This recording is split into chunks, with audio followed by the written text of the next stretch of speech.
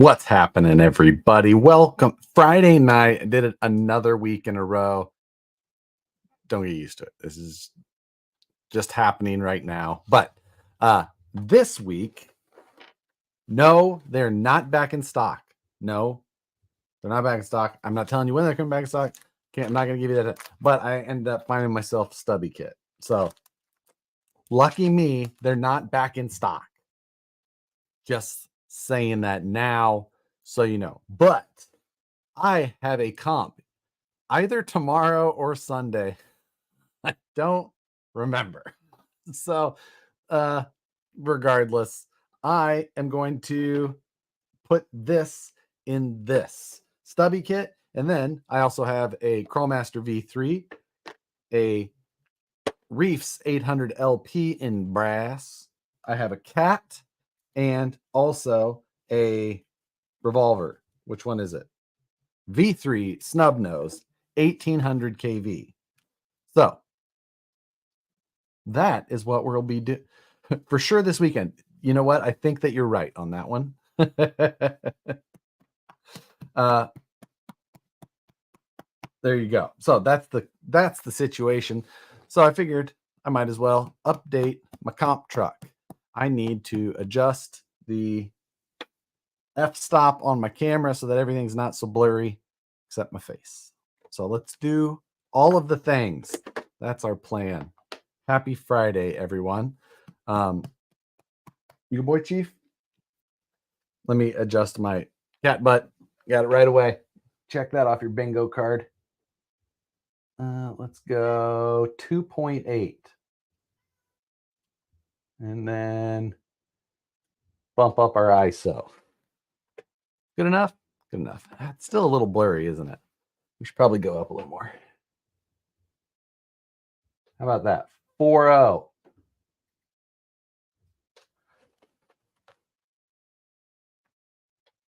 That's better. Close enough. Anyway, so, all right.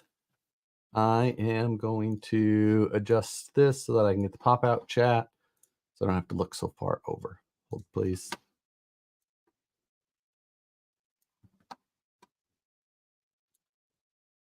There we go. Rub salt in my stubbyless wound. You know how long, like, I've been needing a Stubby kit for quite some time and just happened to be able to grab one. What kind of ISO? I think I went to 640, but I still feel like I need a little bit more. Yeah, 640. Let's try 800. That's a little brighter.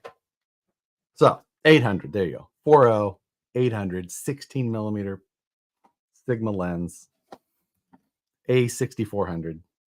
Anything else?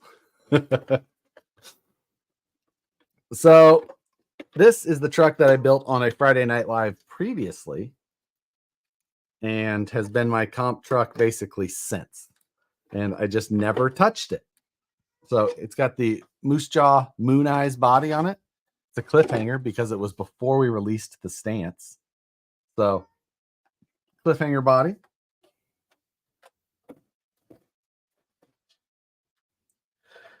And there's a battery in the truck for good measure. Definitely hasn't been there since the last comp. I am garbage. RC Underdog. Thank you, Paul. In the home stretch of finishing my C8 Corvette pre-runner project. Can't wait to get it out on the trail. Ridiculous. Great big hard body Corvette trail runner. Injured cyclist. Thank you very much. Now that I have found you, I will be pursuing.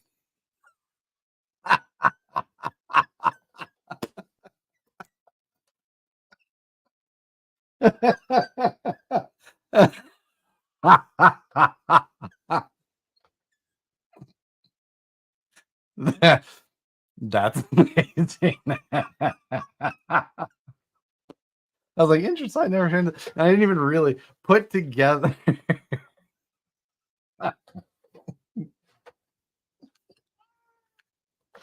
Oh, well freaking played.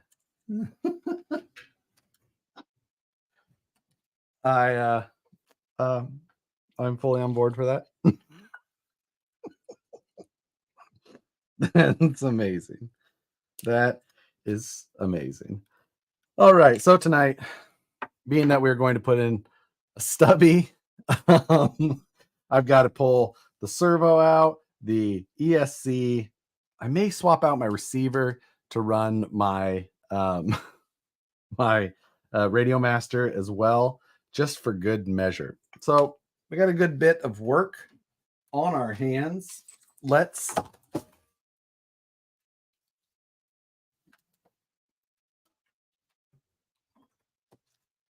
probably okay. Oops. Oh, damn it. My other driver's in the garage.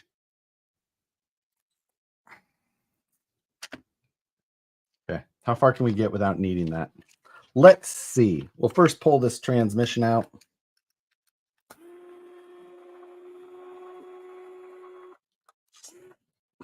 Its avatar looks like it was indeed a bike lane.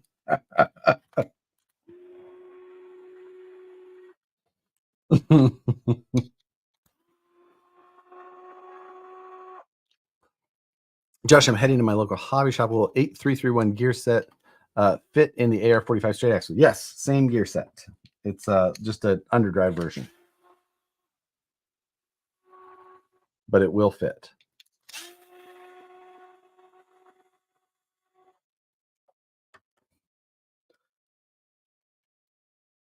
Okay. Now we'll use a hand tool.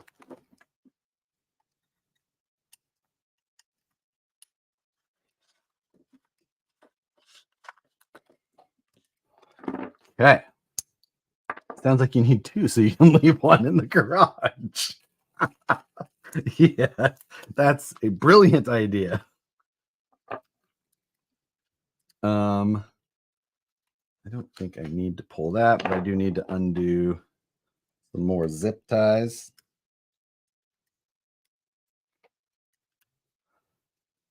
My quick run does not fit in my VFD. How do I fix it? Maybe you depends on which one you got. If you didn't get the Fusion Pro version, then yes, you'll need to take off the red cap on the back and then kind of assemble it in there. If you got the the Pro, like this one, it'll drop right in. This is the 2300 kV Fusion Pro, and like I said, it'll fit right in. Ooh, I do need another 2-in-1. This will be helpful. Actually, no, I decided that I was going to go to Stubby on that build too. Never mind. Will there be blood? Hit the like button to find out. Let's hope that tonight we don't bleed. Can I get the... It's fine. It's fine. Everything is fine.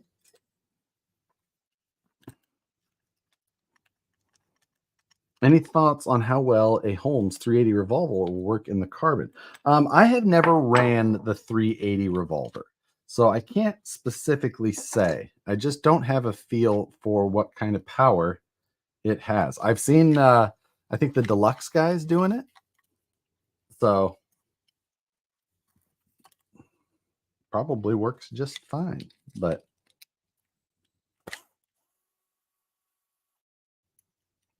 maybe if Chris Kelly or one of those guys pops in, we'll know. But if we do bleed it, we must do it online. So we will be needing this motor plate.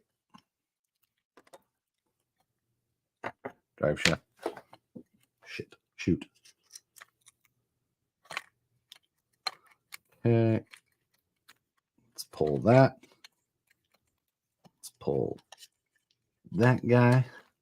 You owe me a new bike. The bike was fine. Do you think Rolarlo needs a name change? Abso-freaking-lutely. It's the most ridiculous name. Rolarlo. Sounds like drunk uncle on Thanksgiving. Rolarlo. Put this somewhere where we definitely won't forget what we did with it. Pull that bearing off. And pull these.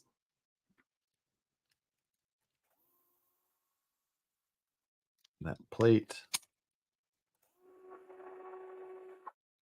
That as well. Leaf spring question. Brazen scale class 1 springs, just RC drive springs. There's a guy who I've seen on Instagram who makes Twisted Fab Co. I don't know anything about leaf springs. I just know that guy does them, and maybe they're okay. I got no idea. But if I was going to Google something, that's who I'd Google. I don't know if he actually has a website.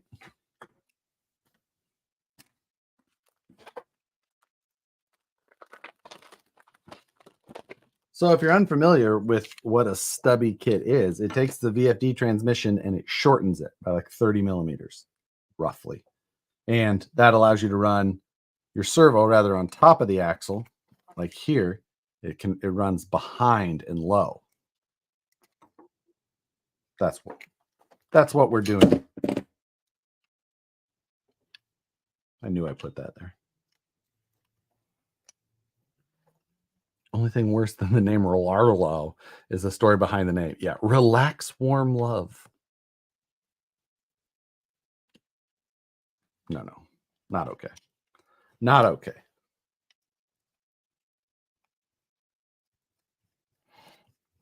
Let's see.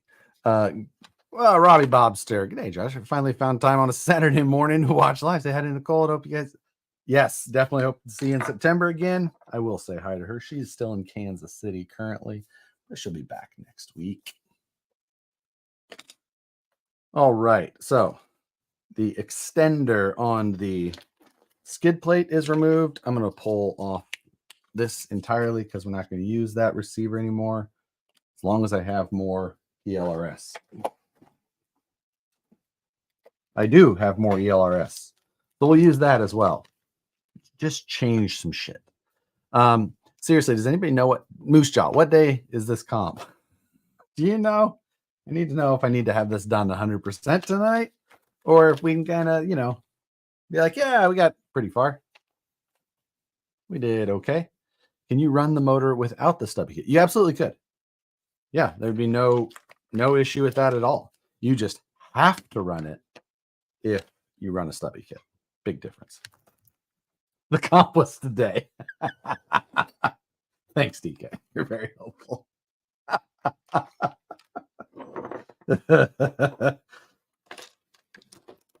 So we do have to pull this transmission further apart, though, because we have to pull that skid. So ELRS or 4-in-1 for the MT12. I'm running ELRS. I like it. I like the size. Yeah, I just like the size of the receivers, the cost of the receivers. It's tomorrow at 8 a.m. Dart, I don't know the level of, I'm pretty sure it's at 9 a.m. So I feel like you're already messing with me, and I would expect nothing less anyway.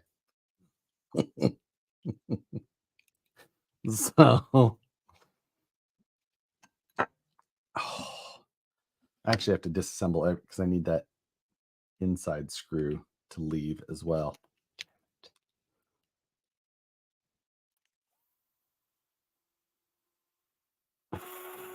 Driver's meeting is at 6 a.m. You can all officially suck it. And it's it's as far away from me as they could make it, but it's at an amazing spot. They want to meet for breakfast, though. Early crowd. Who wants to meet for breakfast before the comp? You don't even have to go to the comp. If you just want to meet for breakfast, let me know. I love an early morning breakfast. Damn it. I take the drive shaft off.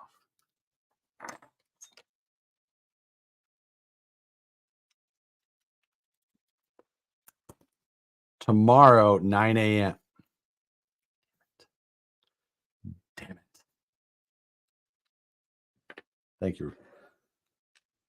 Thank you, Robbie. Not the news that I wanted, but the news that I needed, or the news I deserved.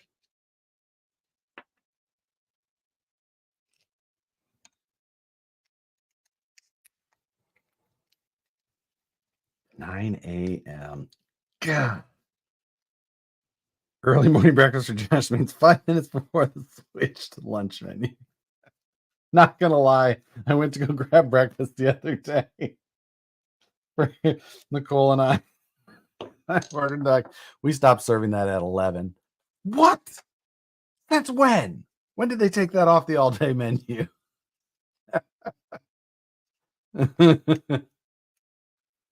Whatever.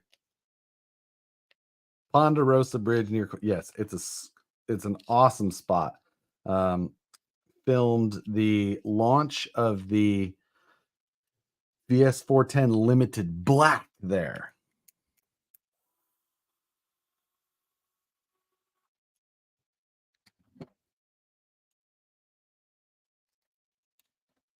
Other screw.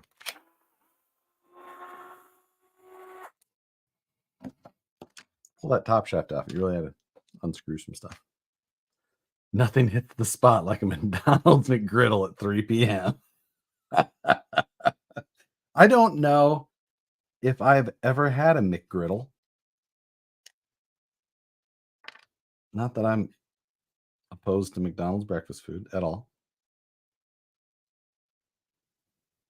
But I have a hard time beating an Egg McMuffin in the first place, so it's quite the...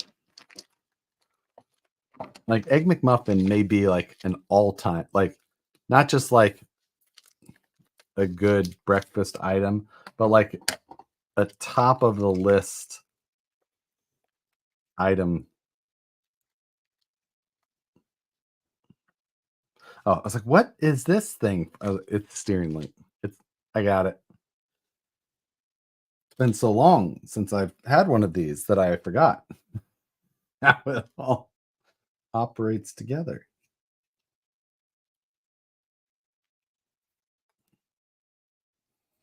We released the Stubby kit, and they sold out before I ever got a final packaged version. The only one I've ever ran is the cobbled together prototype one that I made myself out of a regular top shaft.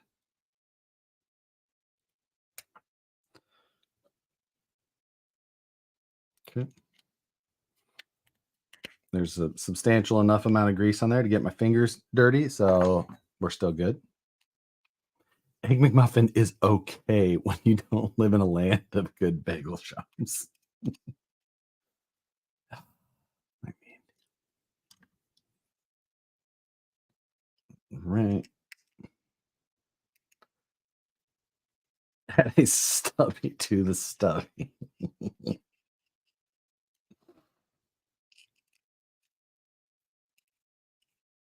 Right. Getting close. McGriddle is can't. Yeah, I don't know how they could beat it.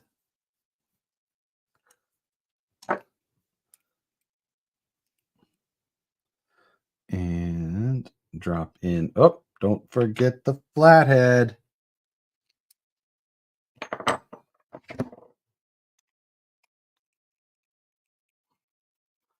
Could one hobble together one with the original top shaft? Yeah, you could take the original top shaft and cut it down to length, and then buy just the plastic parts of the Stubby kit, which are in stock. And you could have, other than, you'll have to shorten the posts as well versus the stock ones. So you can do it. That's how we did it when we made our own. So it's fine. Don't worry about it.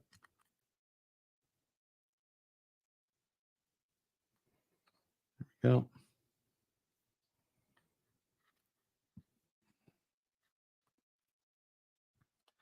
Now, this bearing needs to go here because it's missing there, and then that can all go back together.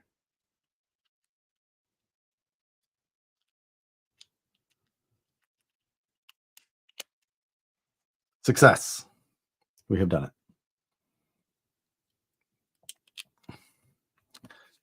it. Poor Josh trying to turn a wrench by hand. I mean, I feel so Amish doing this. Using wrenches like a peasant. Oh.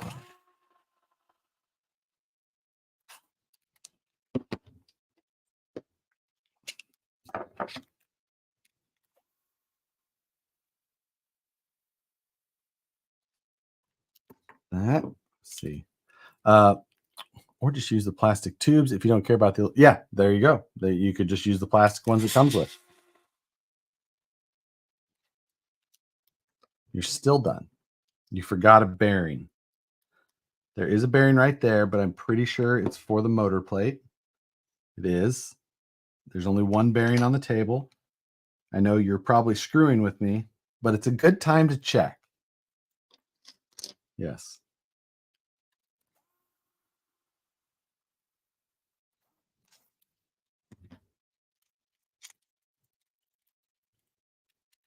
Everything feels good. We're good. So is the Red Cat COE still alive? Absolutely not, Moose Jaw. It is very dead right now. Very, very dead. I have to go get new parts for it or order new parts. I wish that there was machined parts available for the parts that I'm looking for. So, unfortunately, all right.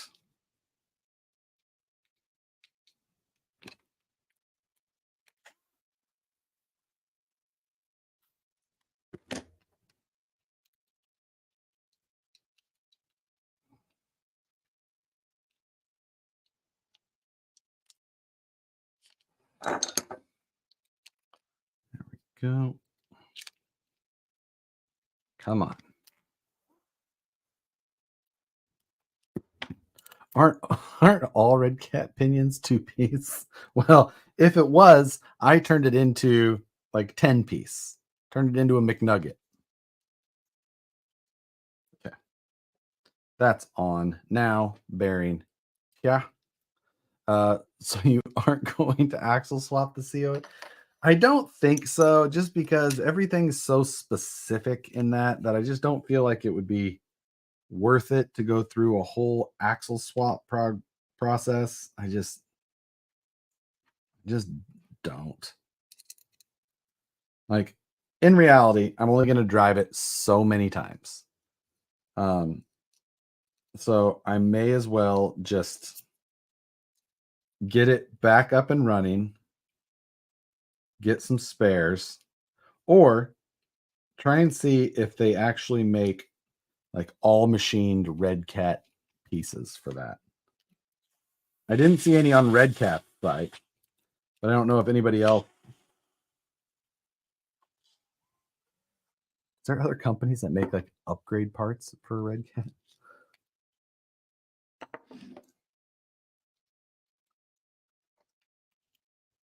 Or ARC?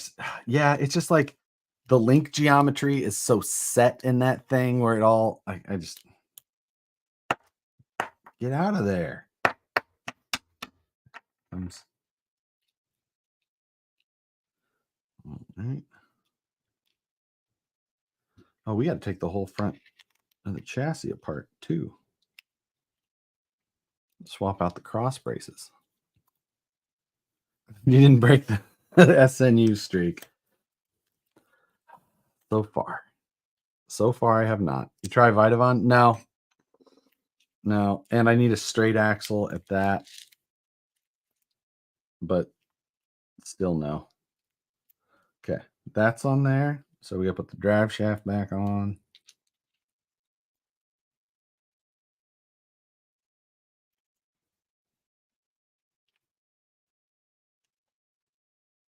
Is that the right side? Nope, that is. There we go.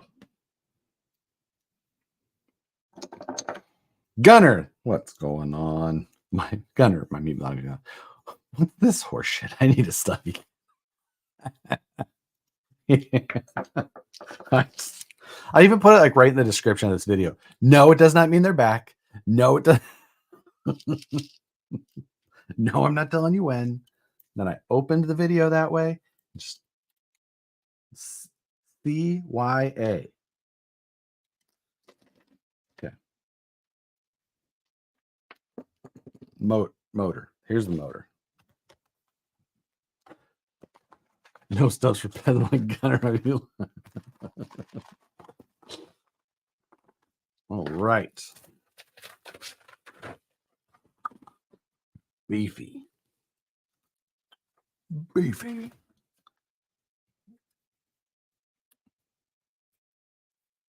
So nice.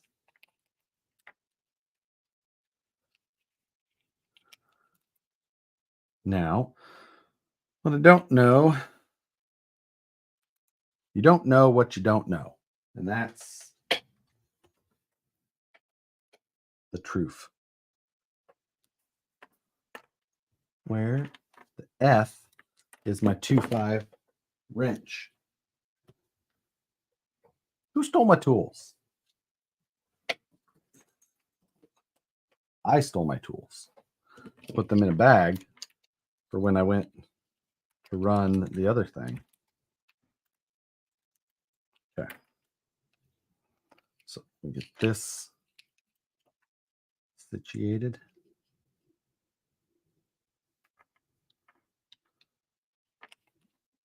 Tonight's code. Hashtag call me stuff.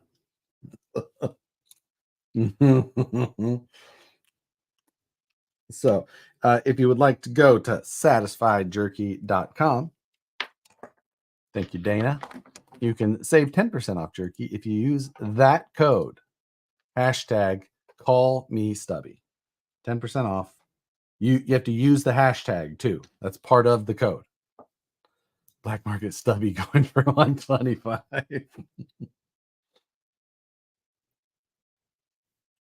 Let's see.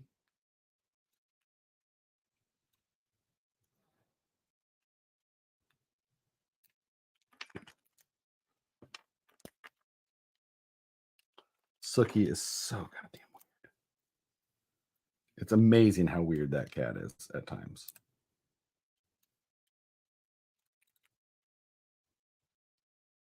Oh.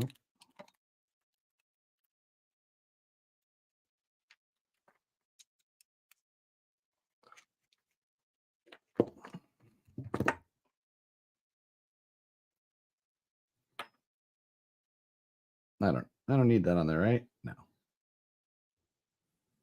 It's a little bit of heat shrink. It's fine. So tomorrow turns out it's going to be my busy day. And I wanted to get up to the A main grand opening thing. But I don't know that I can make the comp and the grand opening, and I can't miss the comp. When I ran a Stubby revolver, the skid plate interfered. Just run a smaller pinion. A very quick and simple fix.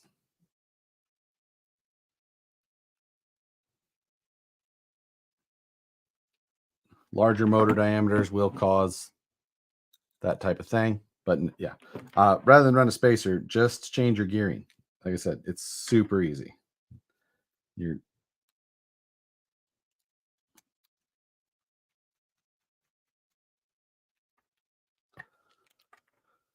not tightening my motor yet because we have to set the gearing. Oh, did I? Wait. Is there a second code? Why is there a second code? Am I missing one? What is? I'm gonna pin that one instead because I assume that I missed what he was saying. There's a separate one for Cowboy 10. I'm guessing that means Cowboy Jerky, which is also very good. Okay. Show. This comes with a 15-tooth pinion.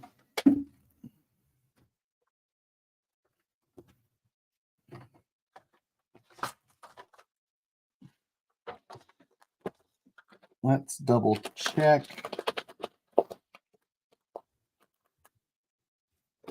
There's a 13.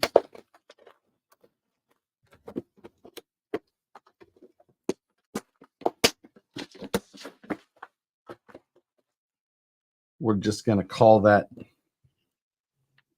done. I need to steal the set screw out of it, though. I'm going to Aiming Grand Opening tomorrow. Yeah, I was going to. That was my plan until I realized that I was double booked, and I can't miss the comp. So I imagine that by the time I get done with the comp, it'll be 1 o'clock, something like that. And then being able to get to A-Main for activities that are still possibly happening, it's probably going to be pretty difficult. So doesn't look like I'll be able to make both.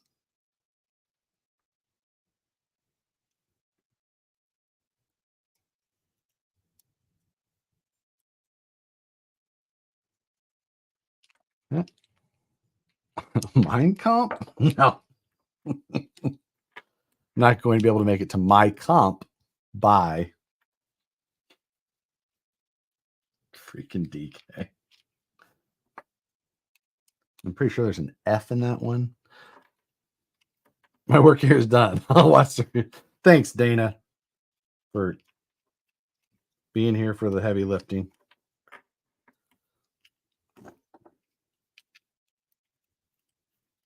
All right. Feeling good, looking good. It's a good looking revolver in there. All right. There's that part of it. I should put the chassis braces in before we jump to the next part. Otherwise, I'm just going to be fighting to shove them underneath everything. All of these are...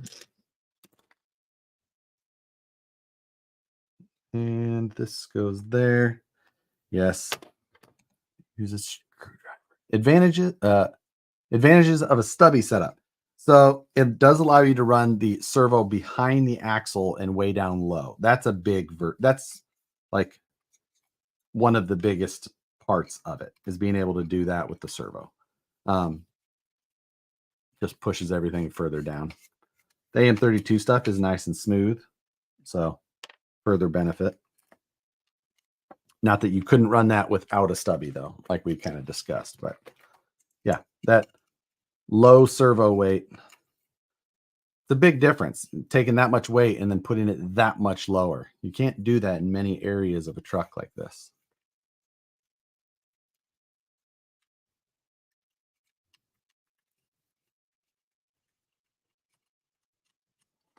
Oh, and I have to take the front axle. Do I have to take it off? I wonder.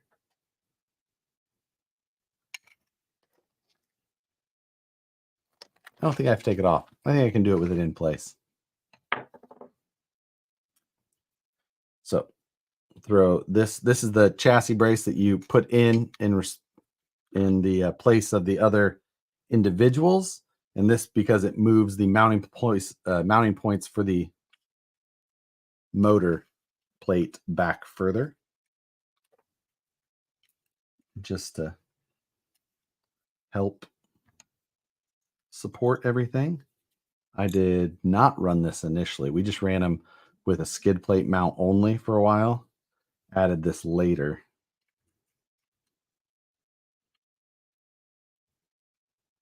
And this also adds another mounting hole, or brace hole. Brace hole. Take it off way easier. You know, definitely would be easier to do it, but then you have to offset all the extra work it took to take it off and then put it back on. I feel like struggling a little bit while getting it in place. The time saved will still be a benefit.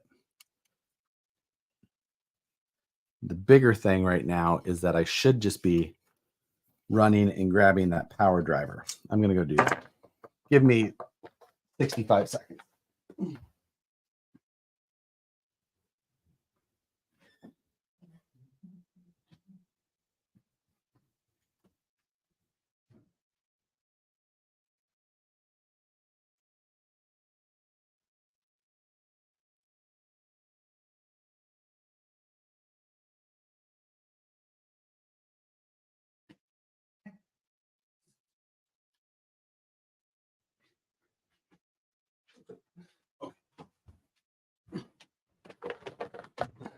There we go. Whew. Success. Oh, so much better than doing that by hand.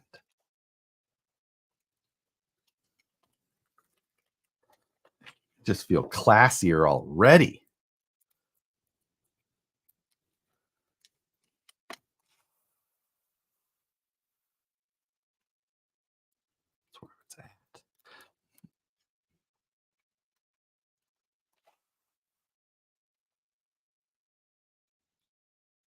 Okay, so we do need one extra screw there.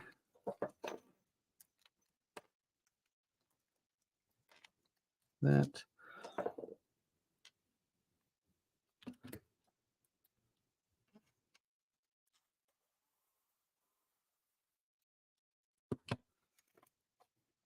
One extra on each side.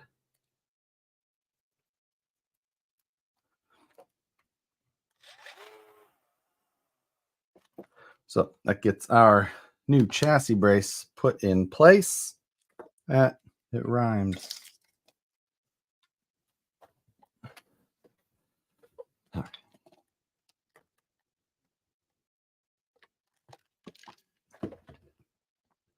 So chassis brace in.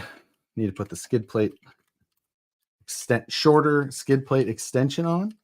Are you going with a BEC for that 800? Absolutely should be. I need to make sure that I have one of those. I have to run a BEC with this ESC anyway, I believe. Pretty sure I forgot about that. I think I have a direct power servo as well, but regardless, I need to get that done.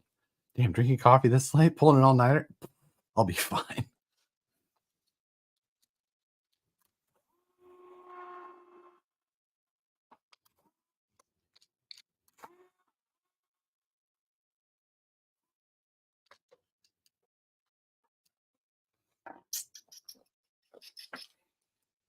Missing the screw. Oh, there we go. It's 2 amp built-in BEC on the. Okay, thank you. Yes. So I still need a BEC, but the one that's built in can power my ESC just fine if I wanted to run a direct power, depending on what I have, which we're about to find out, I suppose. I should check that before we get to that stage of things. This is the first time I've ran this one. I have not run it previously. Okay. It'd be so much easier to just take this thing off and let's take servo off first.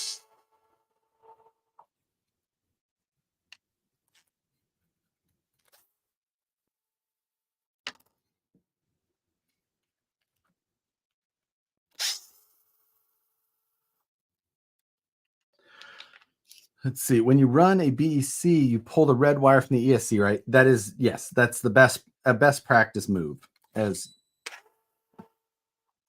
you don't want to backfeed power, especially if you're running a different voltage. I mean, especially. You can burn stuff up. You can also run a bypass adapter, which is an easy way to do it, and then you don't have to worry about it, but yeah. Okay. So take the smart 1100 out. Let's see if we have a BEC. Oh, Chief.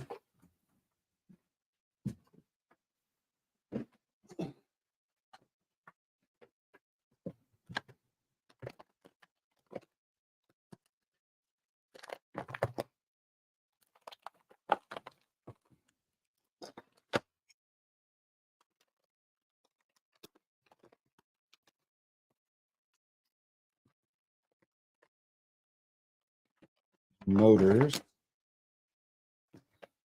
BECs are usually easier to spot. No.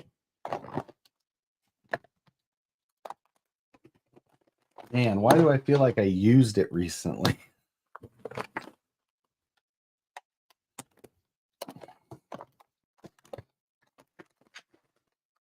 Chief.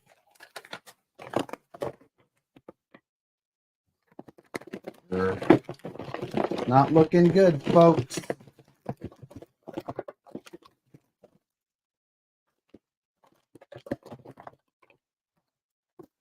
Okay, so we've got another option.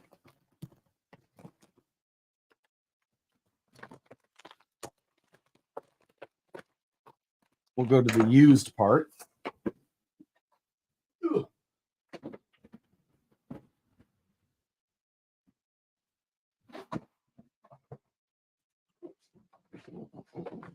And hope we have one tied to something else.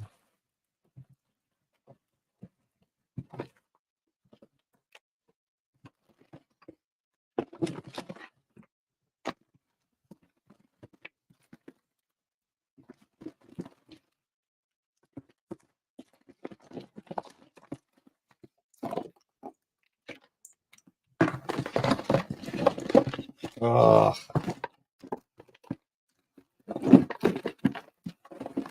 I hate BECs.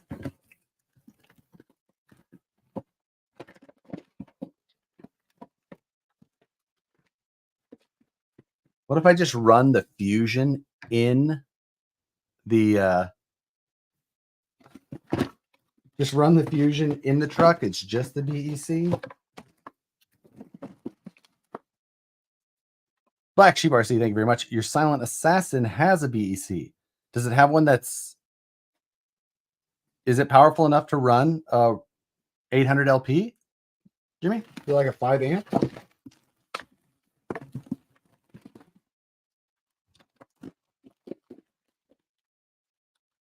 If so, I'll swap and I'll use the Holmes in the buggy build and that one and that one. I have not seen so many unused. You just collect stuff over time. Yes, it does. Okay. Well, that will solve my problem. Thank you, Jake. All right. Back to the new box.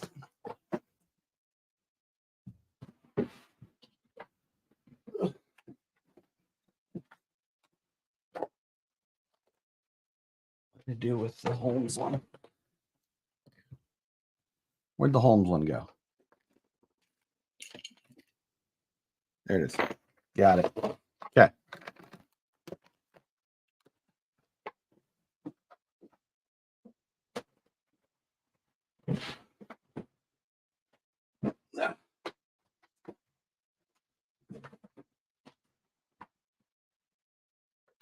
Okay, problem solved. Thank you, Jimmy. It's a 7 amp. Ooh, nice. So we're going to switch instead to this one, which is the Silent Assassin ESC, which saves me from having to worry about the other thing. It has, I guess, just these are just JSTs straight off. So I imagine these are for, you know, external power of whatever, which is super nice. Saves me some time as well. Programming card, Silent Assassin stickers.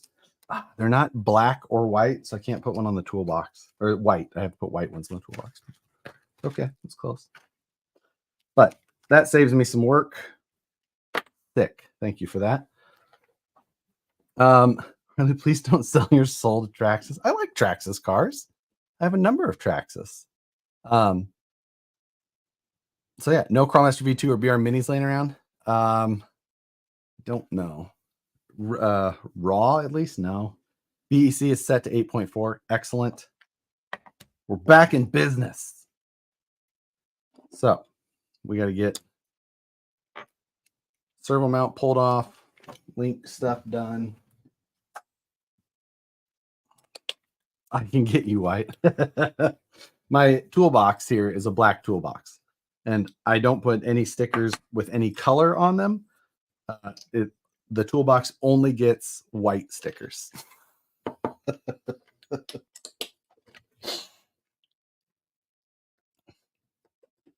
5 amp is, I think 5 amp will do just fine. I think we'll be in good shape with that. I'm pretty sure that's all the Fusion Pro has is a 5 amp. And I was running the 1100 on that one. I can get you a toe with nail polish.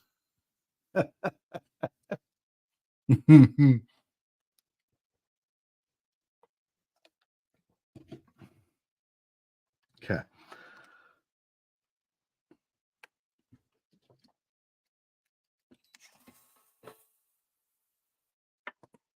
Not saying that the guy who said it was easier to take them off was right, but he's a little bit right.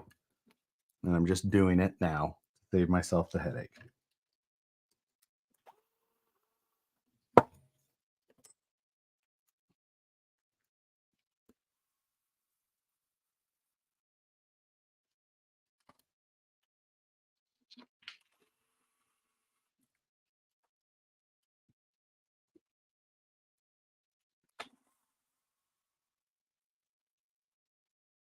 Especially since we have to take the upper links out anyway.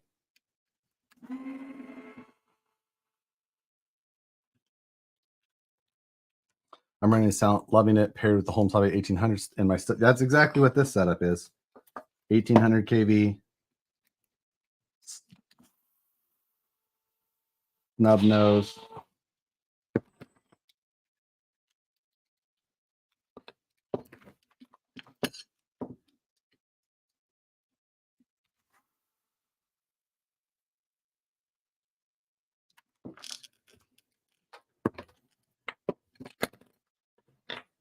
Okay. Swap out this guy. And we'll be cooking with gas.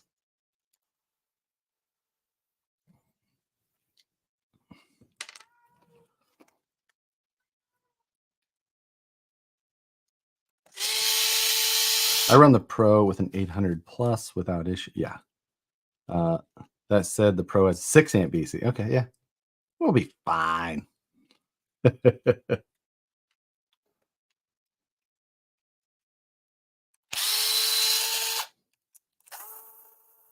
We are just going to run the molded servo mount. I'm not swapping out to aluminum or anything like that.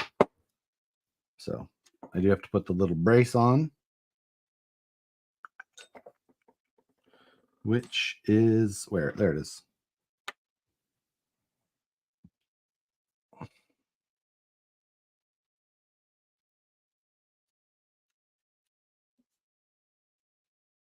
Okay.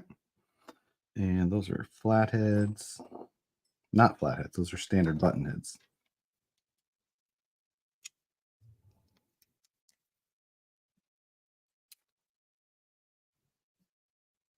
It feels long. Is there a shorter one? That's shorter.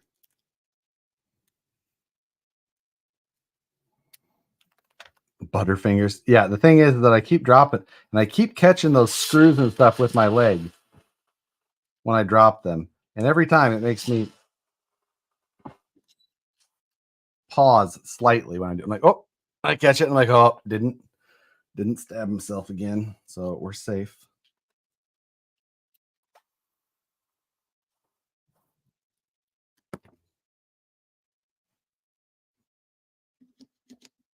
Oh, I gotta take out that bottom guy.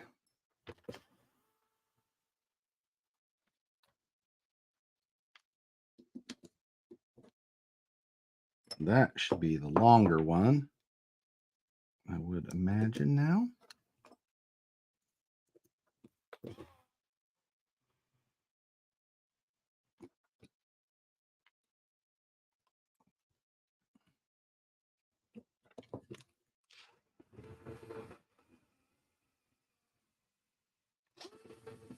Nope. Put the shorter one there.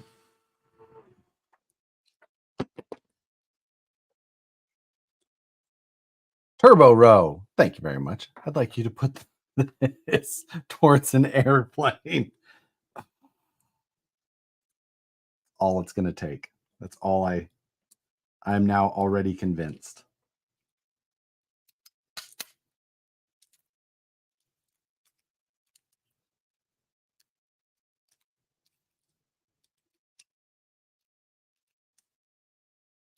Get out of there, you little bastard.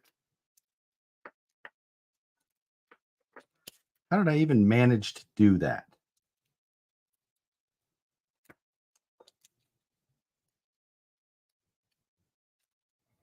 Okay, got her good and stuck. And here's it's a different pick. Got it. I am the winner. I am success. I actually bought a boat last summer. They're pretty awesome. Yeah, I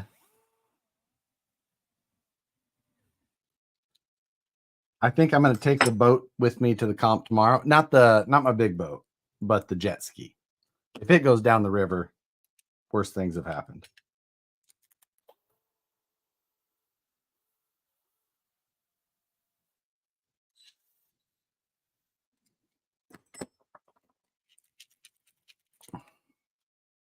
The Stubby kid is what you get looking at fancy RC trucks. Okay, that now go ahead and drop the servo in. Is there an upside down aluminum third members on wait? Is there an upside to aluminum third members on plastic F10s? The just better support and better thread engagement on the third member, just because you get the aluminum bearing retainers and everything. The aluminum bearing retainers on their own are great. So,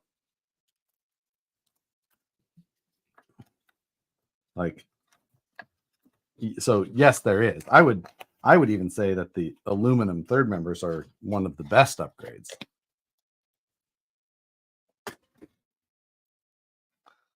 Fancy.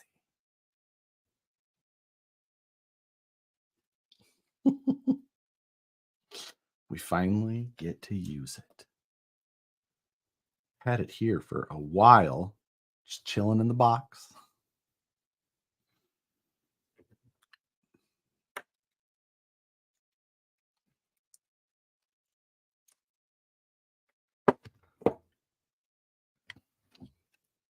Are the aluminum bearing tables available on their own? No, they're not.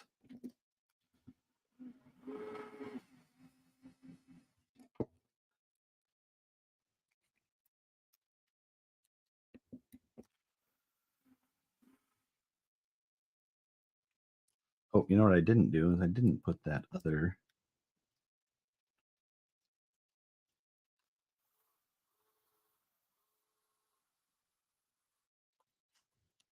Okay.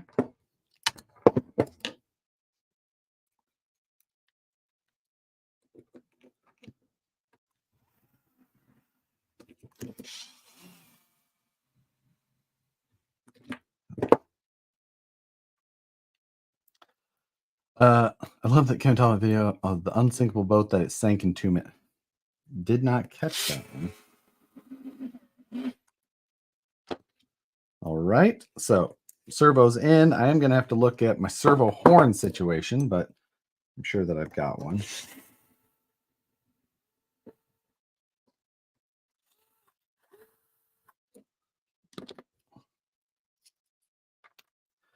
We need to build this other link.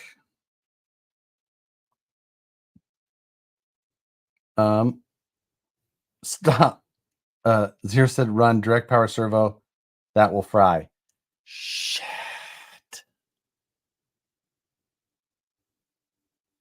I don't have any Stubby direct power servos.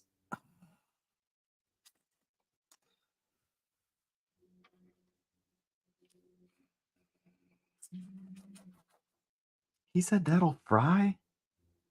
Damn it.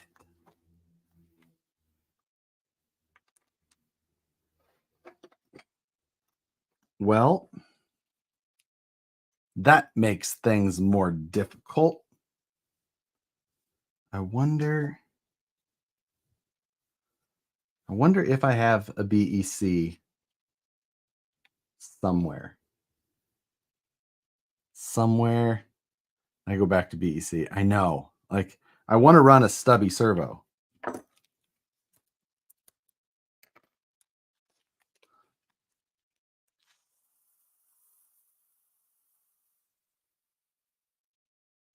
And I just don't have any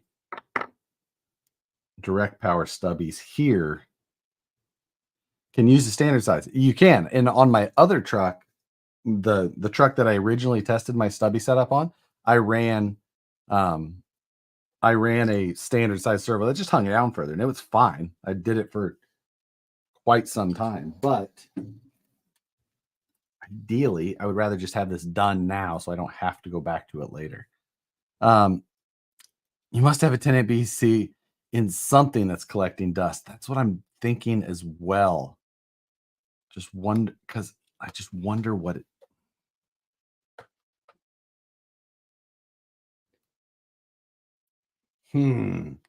Most stuff now just I don't need it on anything.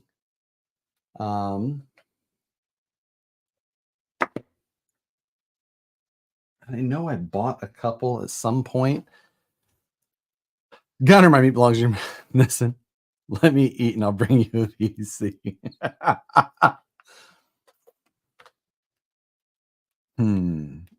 Justin Candler, thank you very much. F10T's rear back in stock soon. Oh, absolutely. Those should never be out of stock for too long.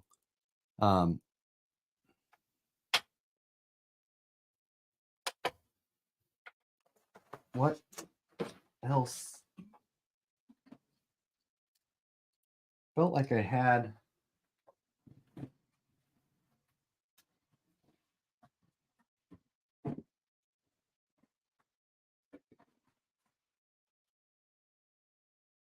Oh.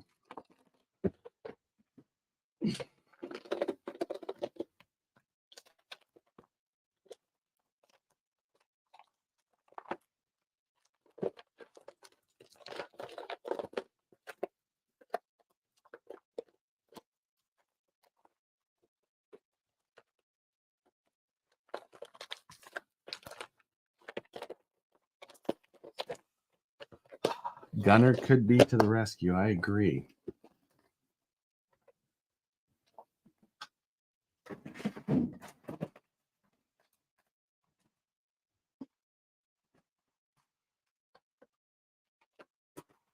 I'm going to think.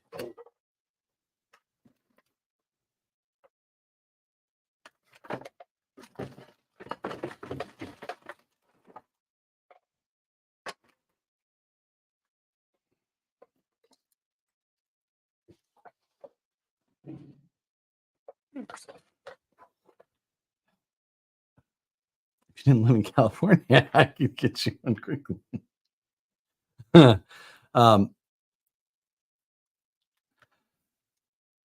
Yeah.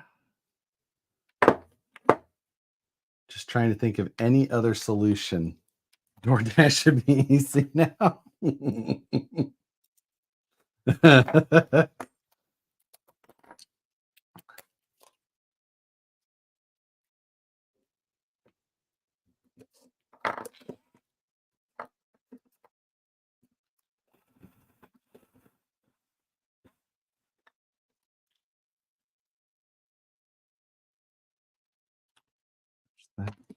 I do have some brass knuckle weights here that I could swap out as well.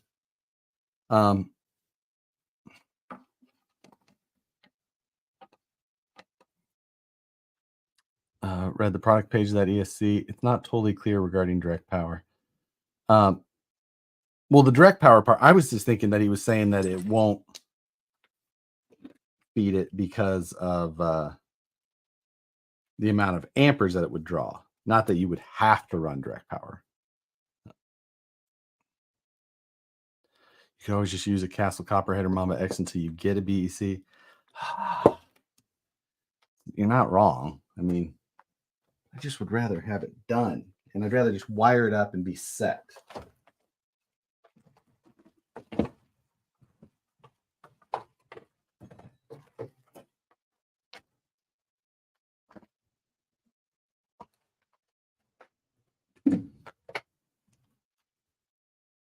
Do I have anything in my toolbox?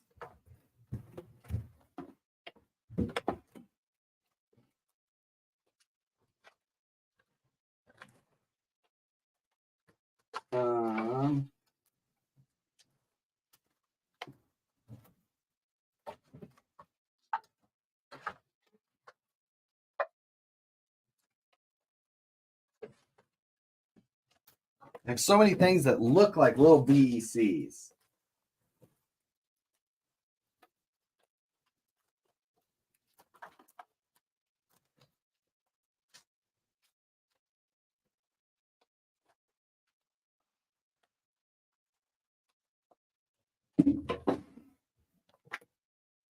This is straight horse. Phoenix on the floor should have VEC. No, it doesn't, because it's got everything all off of Fusion. That doesn't, that doesn't, that doesn't, that doesn't, that doesn't. Ooh, what is this one?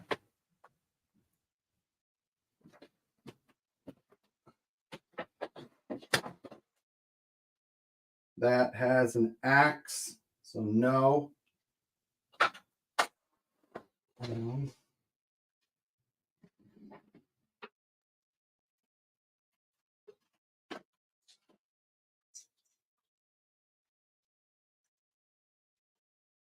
This one needs a VEC, but doesn't have it.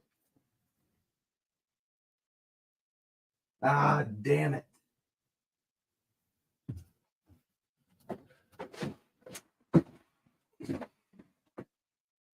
We're going to look one more time.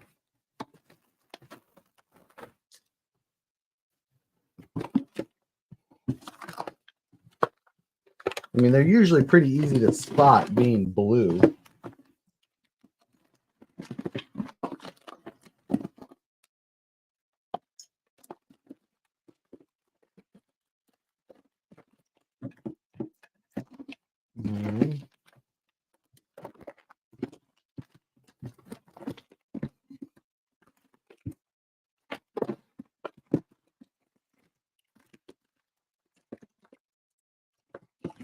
Blue servos.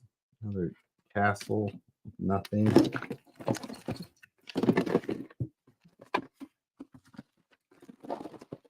I'll train my VEC for Stubby, kid.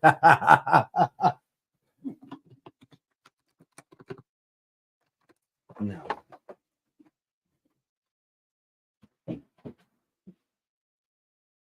But go to the garage real quick, dig through a car or two, and then if not, I'm gonna have to make Gunner drive that far. What's in boxes first?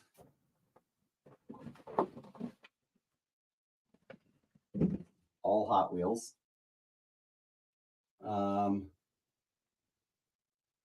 That still is a stock servo. What does this have? I'm going to take it out of my Sporty.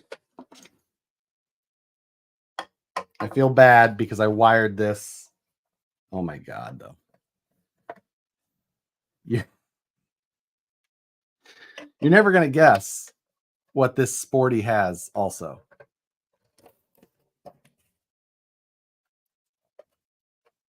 Oh God, I even did a nice wiring job on it. I heat shrinked it into a nice little package.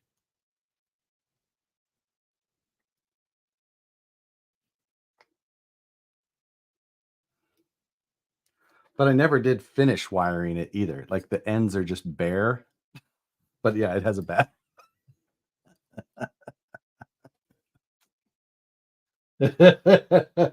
Oh God.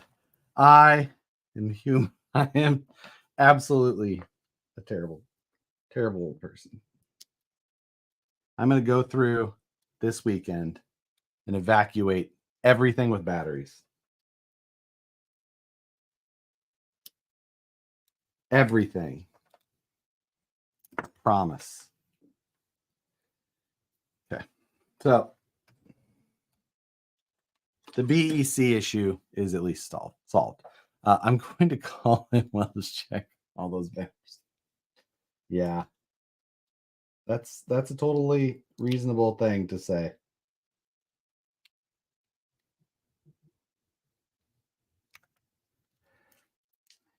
I never did finish wiring this thing anyway, so I heat shrinked it, but God, I know exactly what happened. I did finish wiring this at one point. And I remember I needed a plug before a comp one night. And I was just like, I'm gonna cut it off of this. I remember that now. But this has got an old Crawlmaster. No, this is an old BR Mini in here because I'm running brushed. It's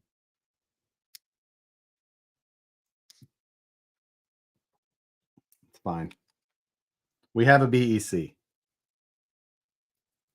Is it heat shrinked or heat shrunk? Ooh. Yeah, like use heat shrink tubing. See, you did have one. I know. Okay. I feel bad, but it's fine. I should give this body to Moose Jaw this weekend. And then I'll make myself finish that truck. See, some good will come out of this. It'll happen.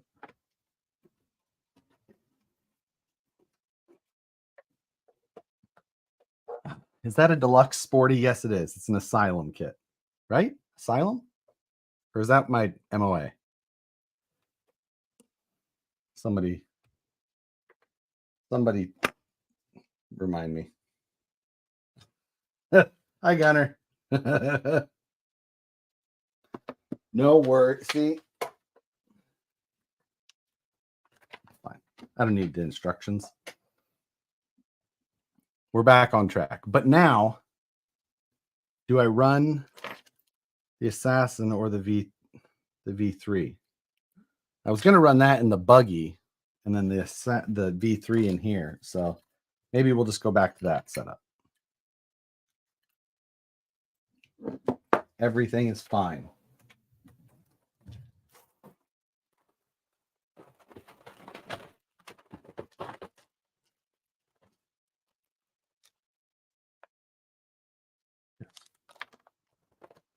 Do any of these have the screws in them? No.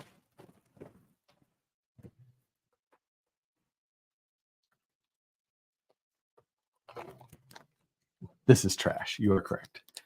How often do you go crawling and what rigs are you using the most? I crawl maybe once a week.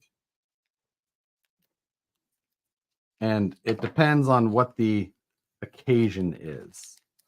You know, like if it's work and we're testing, then it depends on what the occasion is. If it's a comp, then I'm running this for the most part. If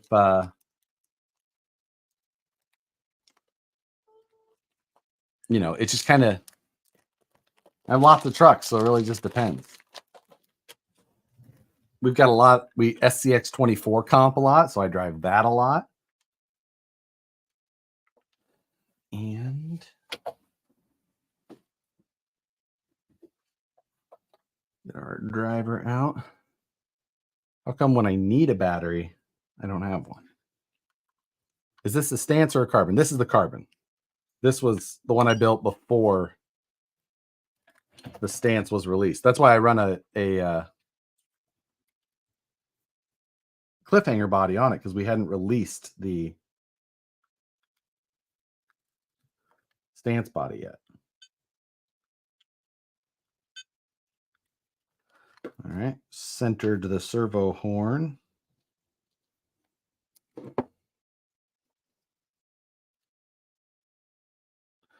Probably extend that link a little bit. What do you look like without a hat? Right now, not great. My hair is in. Look at this right now. The amount of hair that I've got going on right now is out of hand. It's so freaking long. It's your favorite rig, regardless of application. I would say that competition is my favorite thing. So it would probably be along the lines of a comp truck like this. But even then, it just really depends on, like what are we competing in? Because I always just want to be competitive. Let's go with about that for now. Check what that looks like for length.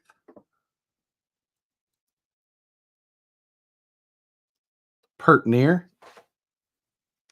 Officially.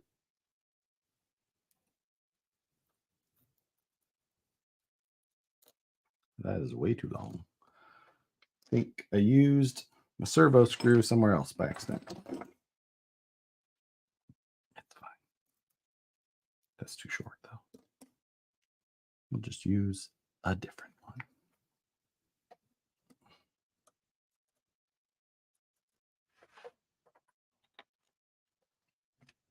Do I have a button head handy? Yep. What is your go-to 2-port charger? Right now, it's the D300, which is this guy from Genzace. iMars D300. I freaking love this thing. Priced really well, plenty powerful for everything I need, and just easy. So it's the one that I have like permanently set up in here in some fashion.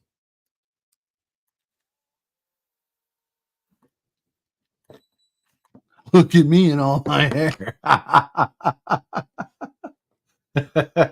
Good thing you're taking Friday nights off, huh? I know. Well, I was going to be working on this truck regardless. So, let's double check that our steering looks right. I feel like I'm off.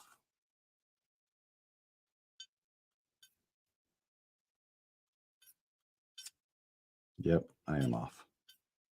What did I do here? Do I need to go to the other side?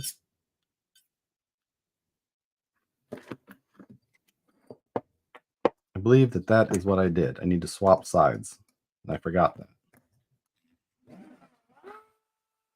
Does it charge at 15 amps? It does. It is actually the charger Matt was using when I said, what are you doing there?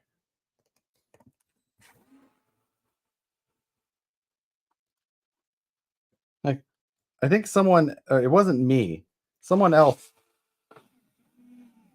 literally asked, like, what are you charging at? And Matt was like, it's a 15. Like, what? So you're going to actually inside. I would definitely like to be. Still a possibility this year, especially.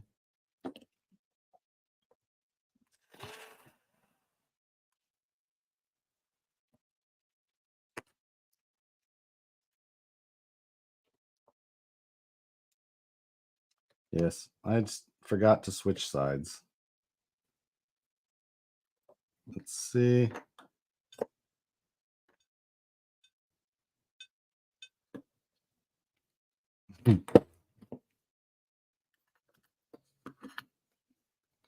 Can you turn your volume up on the mic? No.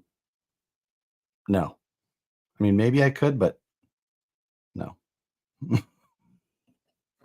I will not be doing that.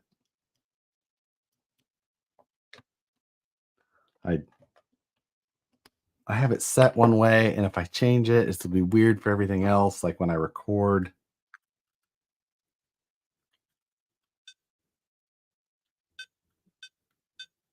What happened here? Why is this not now responding? Oh, wait, I plugged it in backwards. There we go. We're set. Just making sure that everything was.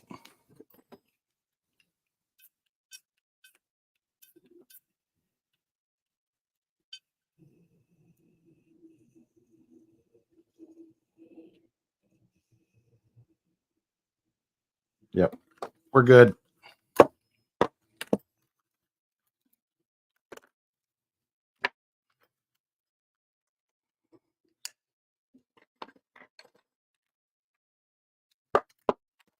Now I need to put that. Oh, there was the screw that for my servo horn that I thought I lost, which I did not. I just didn't remove it. It's fine. It can live there today. Did I take the screw out of it before? I did. I don't know what I did with it. Okay. Carrying on. I blame you and Matt for the bamboo PS1 printing out a Benchy right now. My plate came with a logo, but see? I don't know what Matt's was all about. Maybe he got like a sample.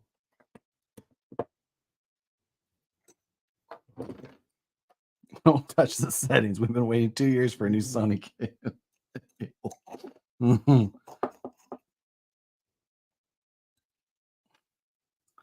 Make sure that our clamping screws are properly installed. What brand is that servo gadget thingy? This is just a Spectrum one.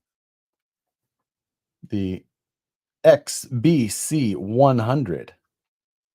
It is set up for like EC or IC. I also have one from Toolkit RC, which is way more advanced, but also like not very user friendly. But if you're a super nerd and you like the ability to have like a mini oscilloscope, it's pretty nice. It's just, you got to put in a little bit of learning and learn how what PWM range it's working on, or what servo your PWM range is meant to be. Most radios now outputting 1000 to 2000 in the PWM frequency. And so P1S bought in January, no logo. Oh, see, that's crazy. Crazy batch differences. Hi, Josh. What Fairlead can I use on a VS410 Ultra with the original bumper, as all the Fairleads for 1/10 are not large enough? Danny, there was somebody who made them at one point, but I don't know. I never added an additional Fairlead on my Ultra or Pro bumpers. I just always ran them as they were. So I don't have a specific suggestion for you on that. But do we install the brass?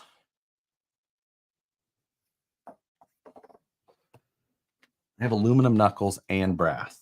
What time is it? 7:18. I mean, I'm already changing the whole truck, so I might as well just like change the whole truck, right? Someone talk me out of this idea, good or bad. Check my PDM. The doctor sent me to a specialist, and I have to take pills now.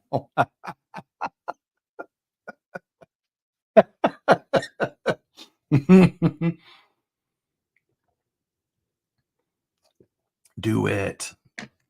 Oh, you know what? I might have answered my own question, because I'm pretty sure I don't have low offset brass here.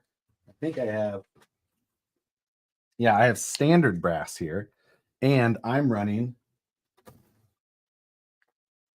225 hubs.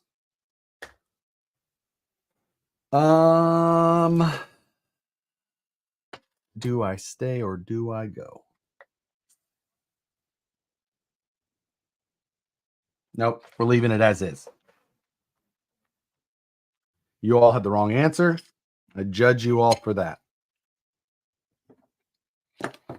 We'll come back and do that another night. Plus, I've got like 5 other projects I want to work on tonight. I got some 3D scanning I'm trying to get done. I want to start designing the hood for the buggy that we built last Friday night.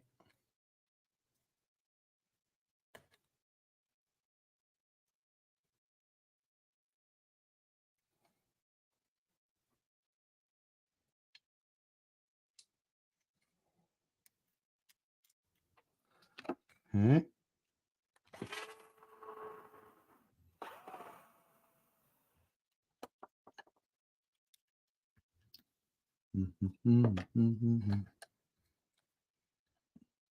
Whoop.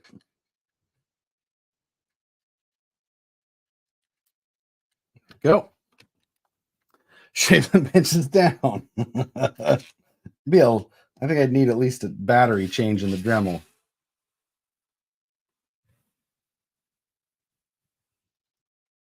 That. Let's install a drive shaft slider. I have a long and a short. Here's one of the dose.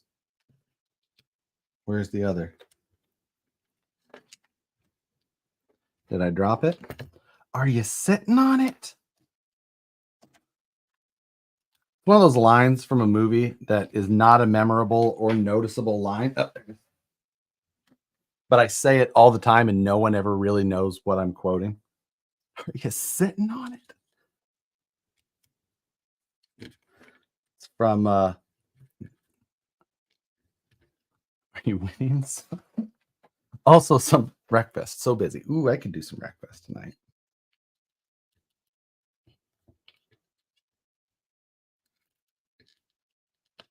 Nicole probably left her little magic pen here.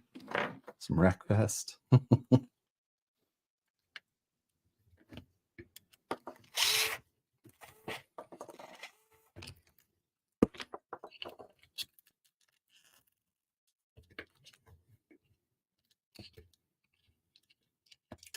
God damn it.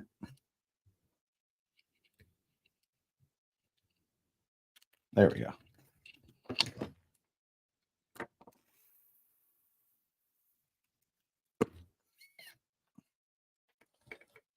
Get this side on.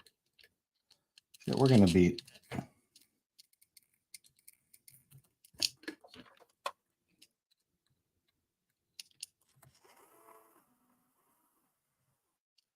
Oh, I'm going to have to pull that rear drive shaft out to put that slider in since we already installed the transmission. Okay. Out. In. Oh, shit. I didn't phase the front drive shaft. I should do that.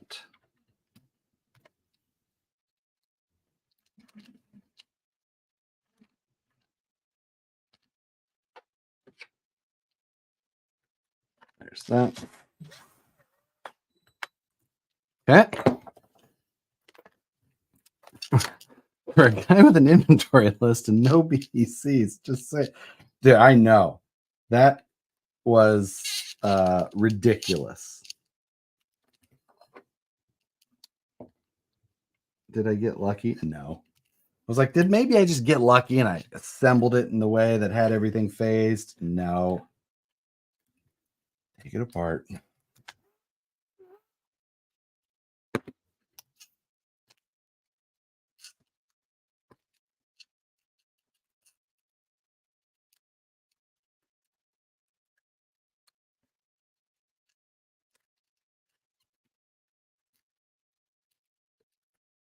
Okay. Yeah, but that's I just haven't had to run BECs and things for so long that I just haven't stocked one. It's okay. The neglected deluxe fab car came to the rescue. It's just the giving tree up there.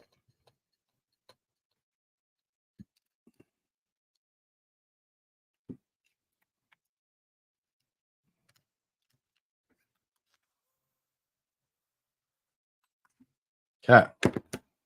Drive shafts are in. Drive shafts are phased. Let's install our skid plate extender.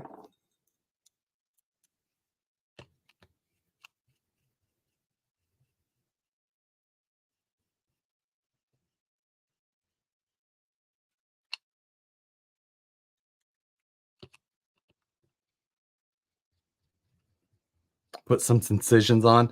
I think I used those last week on the buggy.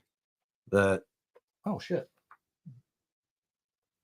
Oh, it's right here. It's on the floor. I was like, oh, it should be right there. And it is not. Scared me.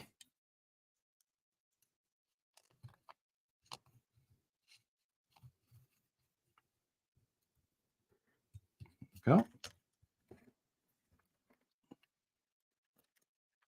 Gotta love them little clearances in there. Looks so nice. Now we need to put our front motor plate brace screws in place. A lot of words. Crazy word, crazy world, lots of smells.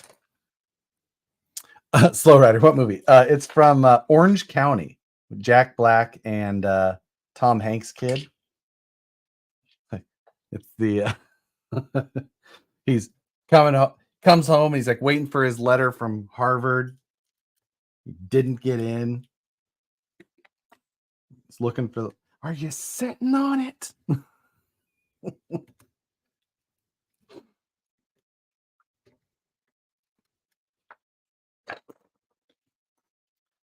Joker 510714. Thank you, sir. Hello, Josh. Hi, all. I missed the show. Thanks for joining.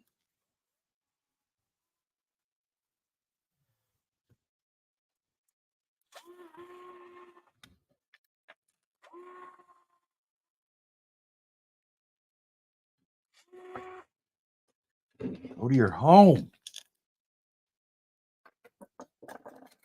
Hold that sucker up. Pump those numbers up.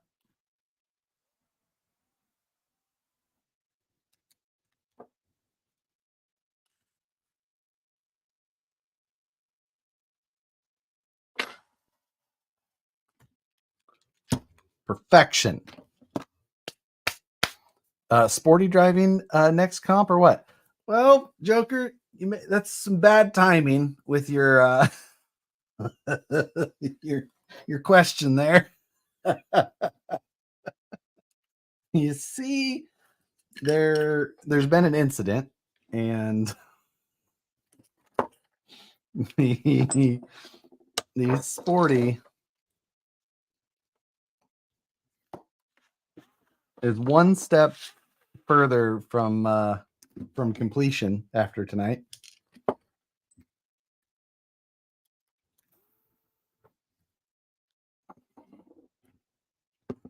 But I have a plan. I have some motivation now.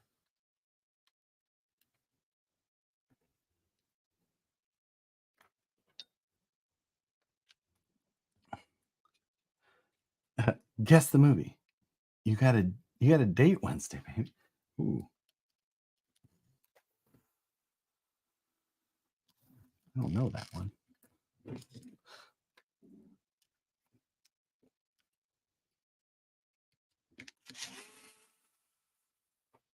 it Beetlejuice?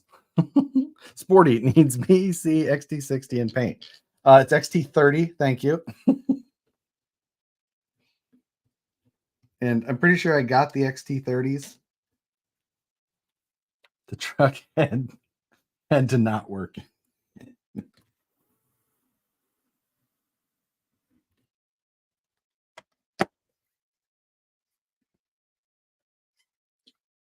Smooth like Sunday morning. Is that how that goes?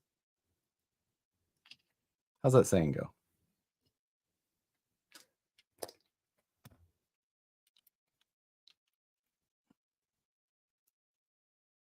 You stripped it for part.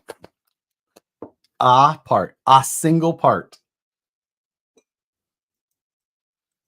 But it has the battery installed on it. Easy like Sunday morning. That's the okay. I knew there was something. Easy like Sunday morning.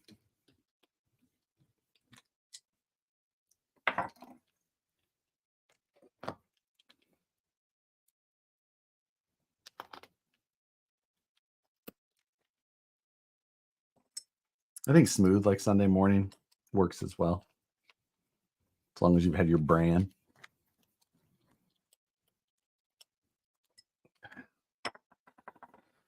All right, now that's all that's left to do is everything else. Sweet.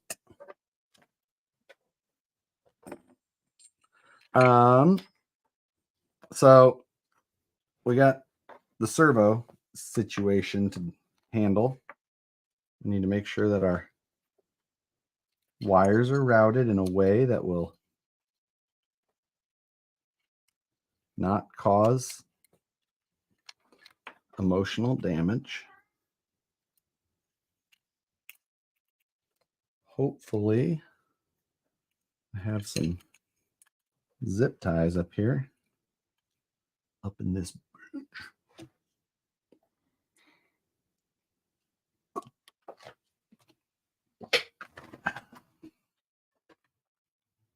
Did I bring? I don't think that I did. I know I brought a bunch of zip ties home, like 10,000. I can never remember what I do with it. This is awful. Cover it with Tech Flex. I don't like it. I do have it. Just don't like it. Assassin. I do have the Assassin, but I was gonna run, like I said, I was gonna run that in this buggy, especially because I think I'm gonna run 4-wheel steer in that, and this has already got 2 JSTs, which would save me. Granted, I could run a BEC off my pigtail. This already has an XT6. I don't know. Let's see.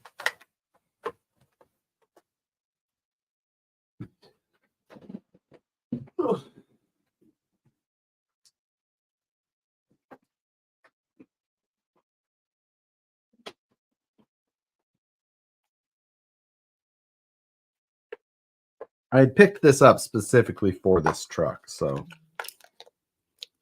I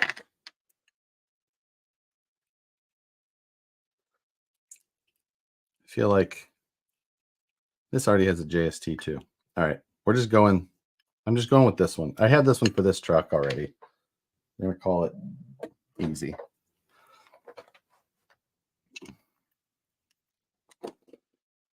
So let's get my ESC fingered out.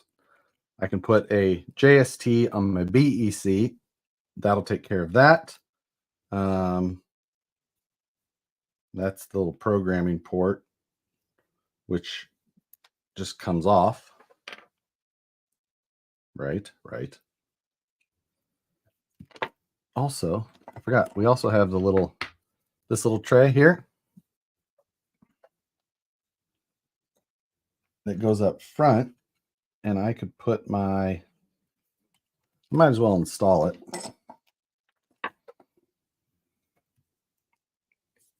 Is that the Holmes budget? I'm curious how good. It's the V3, so it's AM32 hardware.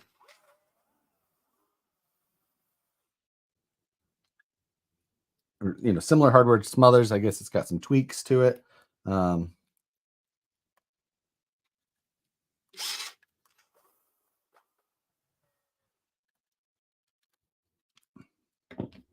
Now, the one thing that I do want to do as well is, where did I throw that receiver?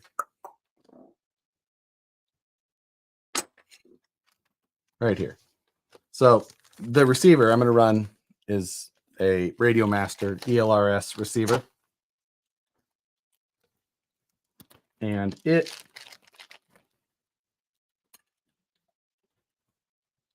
comes with this little wire. And on the receiver, there's a little solitary pin that you can't see. See it right up there? That little pin, if you solder this into a power lead on your battery, your power inside, you can get voltage telemetry back to your radio with it. Why not? Since we're going to be doing a little soldering anyway. Did you ever try to bind the 4-in-1 to the Futaba? I did not. It's still right there. I still haven't touched it. So the size of these receivers is so nice, especially when you decase them. Like, So we're going to set up that little guy as well. Do I want to run this up here? Is there any reason to? Am I just...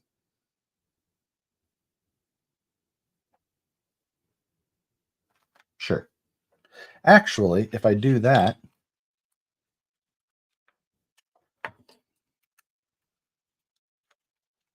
we're going to do a little bit of unnecessary, silly wire management here. I have so many stupid Futabas and Spectrum receivers already. I do too. But the problem is I have so many stupid Futaba and Spectrum radios already as well that I'm not really gaining anything by switching yet. So I'm just going to keep running those with those for now until I'm ready to not to. All right. 1 to steer, 2 to clear. If anybody says 1 to turn, 2 to burn, you're fired.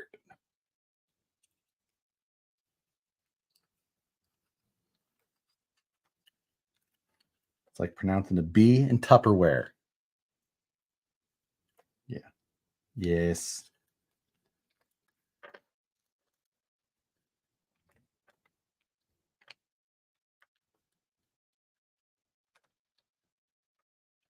What's the name of the channel you recommended before for MT12 programming? Joshua Bardwell. If you just type in MT12 programming, he should be the top one to come out. And he is incredible. I watched him years ago for FPV stuff when I was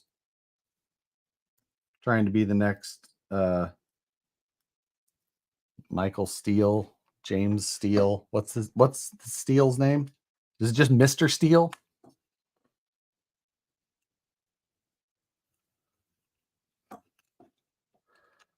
And he is super intelligent, super tech oriented, good at teaching.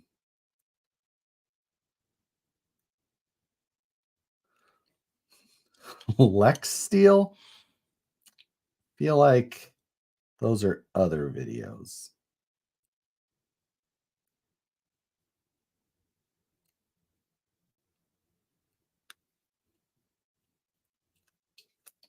All right. Do you take on challengers at events? Do I take on challengers?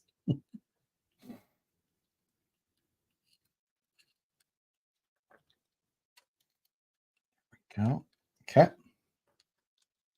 That's in the hole. Oh, shit. That was a poor decision.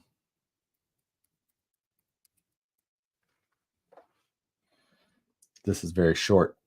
I made this very short whenever I did this because I repinned this.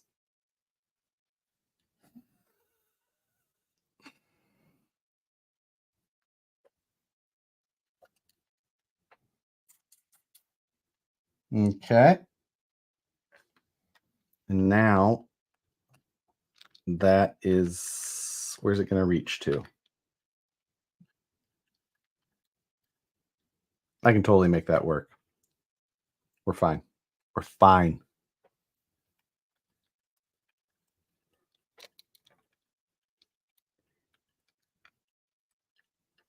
Don't need none of that non-Spartan warrior energy around here. So you're really not good at this. From time to time, it's especially reusing parts here. It's the name of the game. Knew exactly what I was doing. Splice girls. Yeah. I knew exactly what I was doing. I just thought this would be a super clean way to accomplish it. Okay. Let's make sure we put the right end of a JST. Nope, that's not the right one. See, this is why we check. I need the male side. Male side. Male call. Super late. Hello, everyone. Tonight you over that stuff. Stubby gets in. We're set there. Is there enough to zip tie to the motor post? Yep. Oh, no. No, there's not. There's enough to put it right next to the motor plate. We're going to be good. No concerns. It's just fine. What I am going to look at is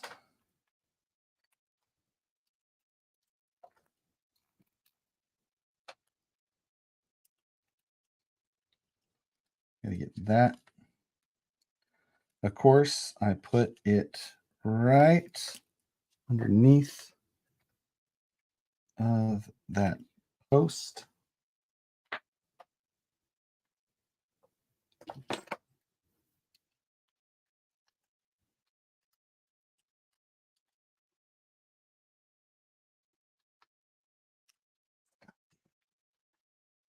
Thought you would have had a spreadsheet checklist of what you need.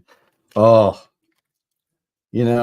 well, for one, I didn't know that I was going to be doing this tonight. I had a perfectly running, operating comp truck, and I was able to snag Brandon actually had it. He's like, here you go. I had one of these. He was stashing somewhere. And I was like, oh, well, that changes some plans for me. And then tonight I was just like, should I do a Friday Night Live? And then I was like, yeah, why not? What am I going to do? And I was like, oh, I'll put that thing in here. Number one, Bat fan. Thank you very much. Printed your stance interior and inner fenders in black and orange today. Turned out great. Thank you for designing. Thank you for getting them. Much appreciated as well. It's a win-win. Get in that bucket. Okay. Do I just take it and move this whole thing? Yeah. I'm just changing. We're fine. Whatever. Do you still have your JHF moon buggy? Yes, it's right there. Right there. Although I think I'm going to build a couple of new ones. I think that I'm going to reevaluate my plans for the June event. I think that I'm going to design up a much simpler buggy chassis, like moon buggy type chassis, because I actually found a new one, a new full-size design that I like. And I'm like, ooh, I could do that. That could work well for what I'm after. And so I might do that. Ooh, we could tuck this right down here, maybe.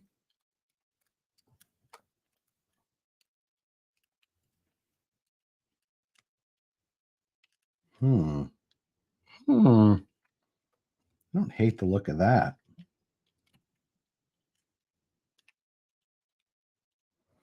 Maybe I don't totally worry about it, but we'll get there. It's okay. Do you have skid for that VFD in the capper style? I do not. Brandon does. He designed one up, but he made his so that it was backwards. So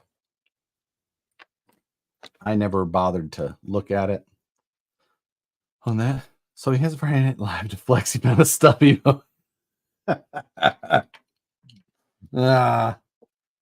See, we're all winners and or losers here, depending on how you look at it. I have a question. Did Old Time RC close? I don't know. I talked to them a handful of times. They're not like somebody I was in constant communication with. I've never looked. I've never looked again. So I have no idea. Can you run any ESC with that motor, or does it have to be 32-bit? You could run any ESC that's a good choice that has good programming for outrunners. The Castle ones used to be pretty popular in some ways.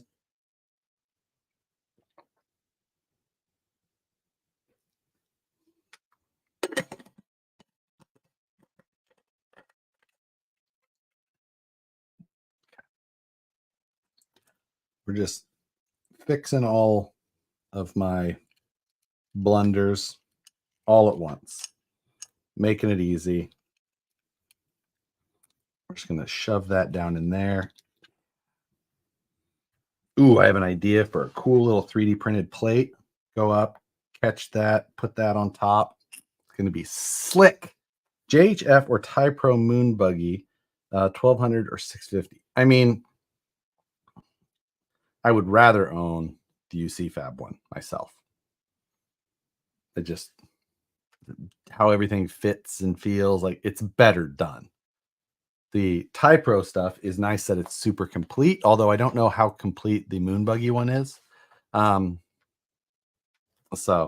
I don't 100% can't tell you which way for sure, but if you just want like what may be the best, I like the JHF, my UC Fab best. I never showed this. This was the front servo winch mount that I had used for my Nationals truck that works with this Stubby kit. These two mounts here go down onto where that front electronics tray goes.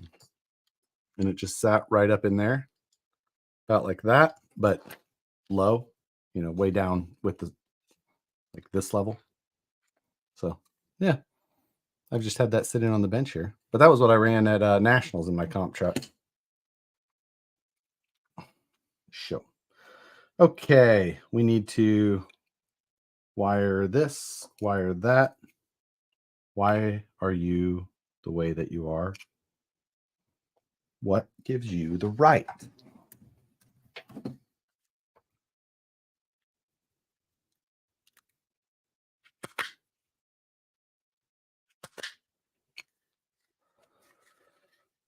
And there's the right one there. Where are we going to put this little guy? Ooh, I could make that part of my little bundle as well. Need to make sure that I've got room for this big battery.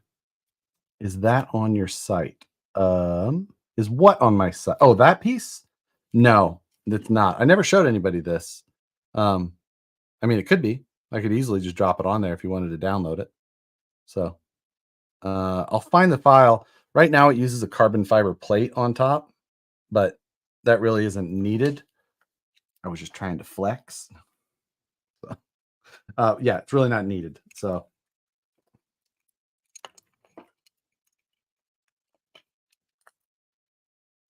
it'll fit. It'll reach to anywhere. Is that on your site? Sure. Yeah, I'll put that up. I'll try and put that up later tonight. What tires you use on this rig? VXT2s. Same tires that come on the RTR version. We're just going to make sure this sticks for tonight because I want to design out that little plate, put it all on there. Make things mighty fine. So we're going to pull the red wire out of this ESC so that we don't backfeed that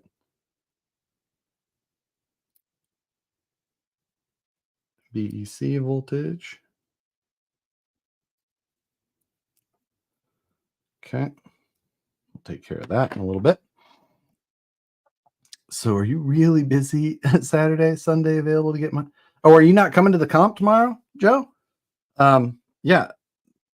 Either way, Saturday evening or Sunday. Sunday, I've got a 124 scale comp. Saturday's the 110 scale comp. 6 one, half dozen the other.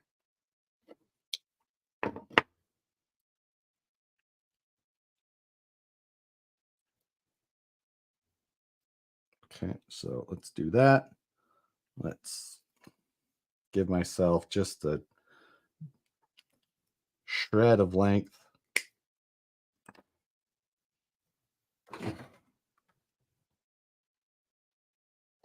He was really flexing each other, ripper trooper.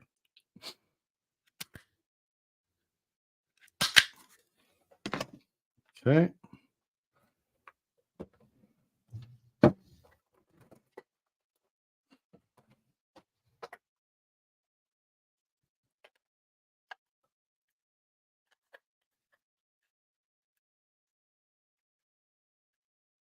Let's make this a certain length, about like that. I would have to leave by 6 a.m. to make it. Well, you'd have to make it. You would have to leave at 6 a.m. to make it down there at the time the comp started. If you just wanted to meet me there, it wouldn't have to be that early.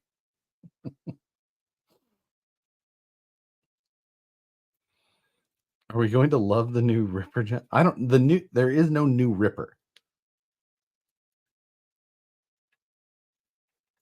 Does not exist.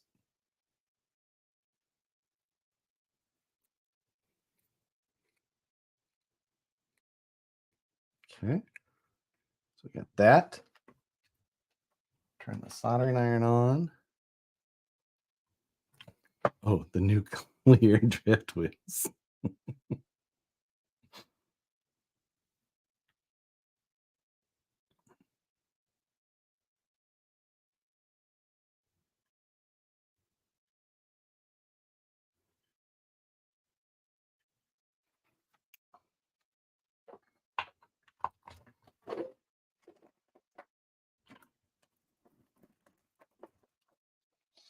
Right.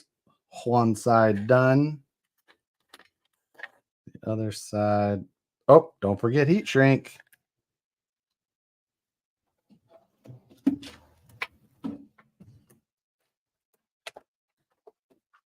That would be bad. Are you able to say what's coming? I'm able to. I wouldn't. I won't. I'm the tightest lipped one there. No, I would not tell you. If something was coming out tomorrow, I wouldn't tell you.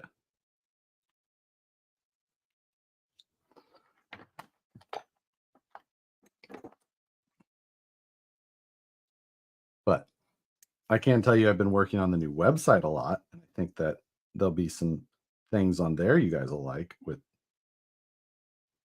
reward system.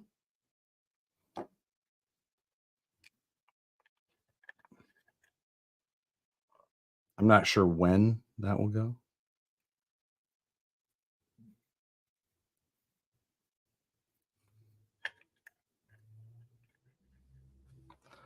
Alrighty.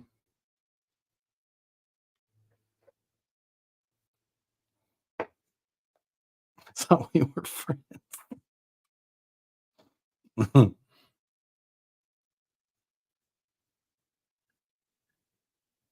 Okay, did I put the heat shrink on? Yes, I did. Checking.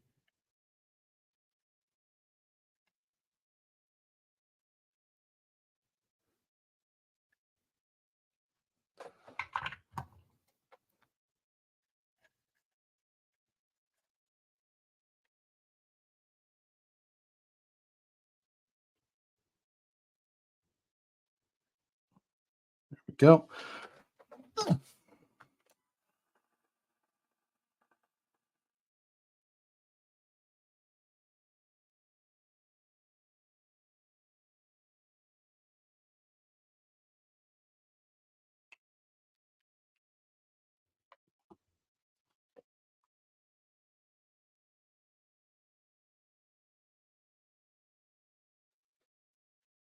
Get that side tinned and make sure I hooked it up on the right sides. Are you done yet? Damn Pertner. Pertner.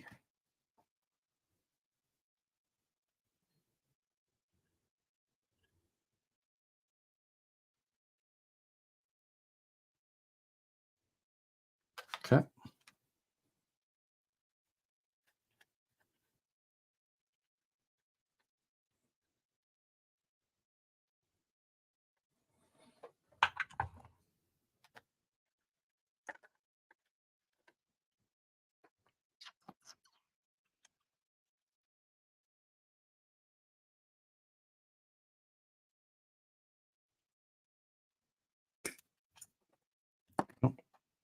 What battery do you plan to leave in this truck? God damn it, Steve.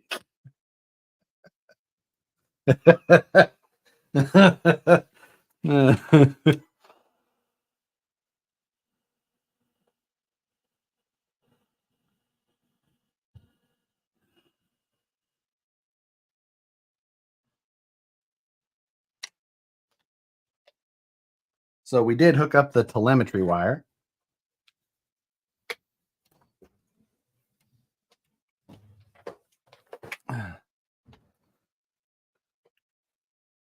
As a bonus.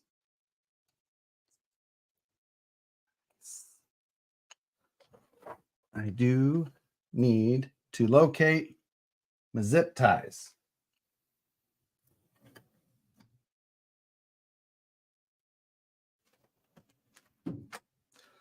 Seriously, I brought a bag of 10,000 home. It was huge.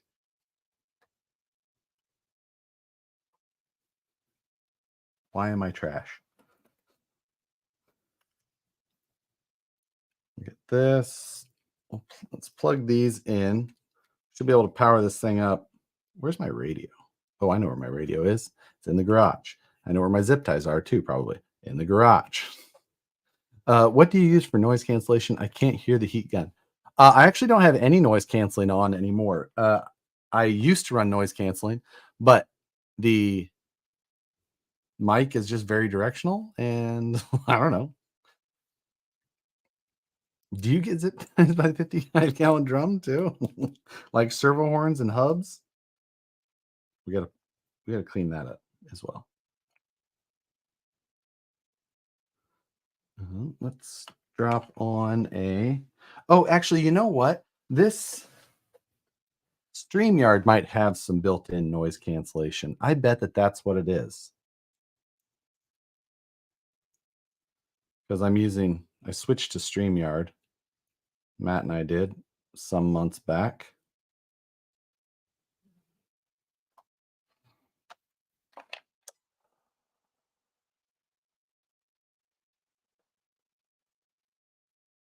Can you hear me talking over it, or does it sound weird?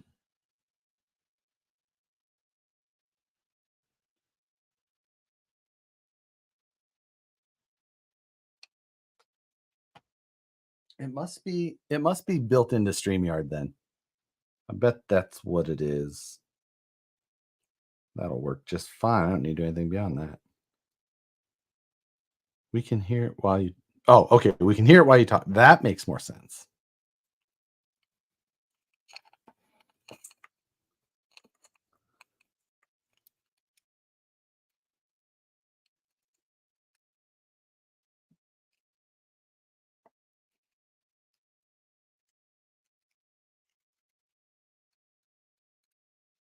Okay. All right. I'm gonna go get the radio. I'm gonna go grab a bucket of zip ties and what did I say last time? 65 seconds.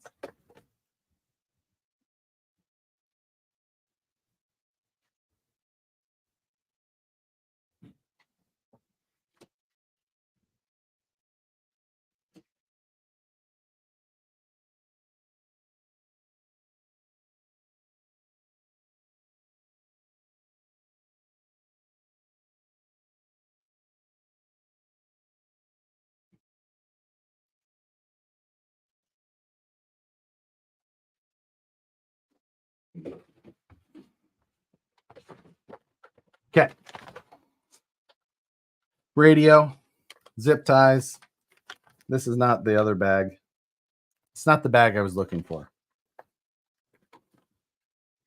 Radio with the rope on it from Mr. Ropenstein.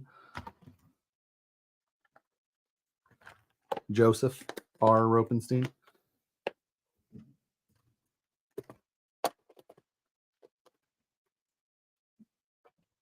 Clean some shit up. Is this ready to power on though? Yes. Welcome to HTX. Switch warning. Let's select a new model.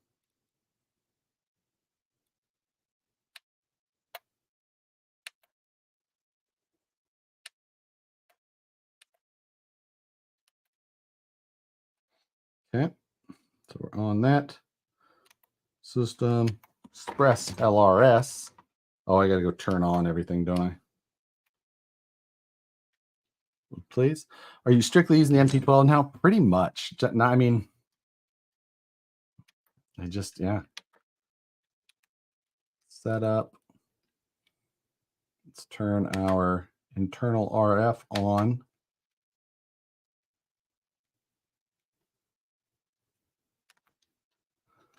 And we'll go system. Go.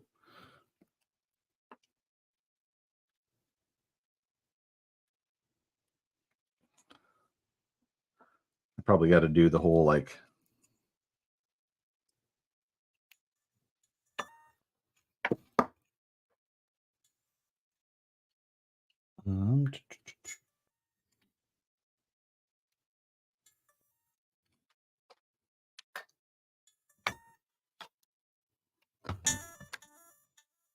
success.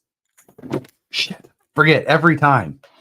Goddamn thing is backwards. Channel 1 is throttle and channel 2 is steering. Every time I forget that, and every time I do that, God bless it.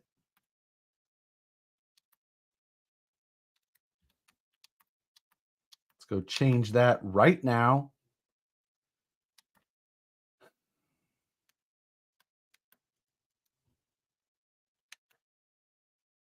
Steering. Don't know why they decided to make that backwards from everybody else.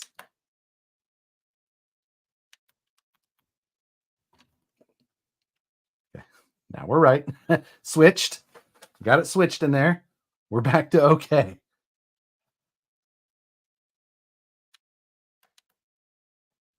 And we need to do weight to negative 100.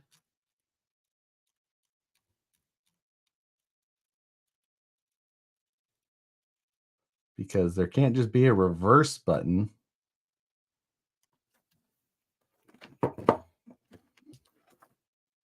Mine came correct. So I guess I just need to update. All right, we're maxing. We be maxing. Let's see if it goes the right way. Nope, it goes the other way.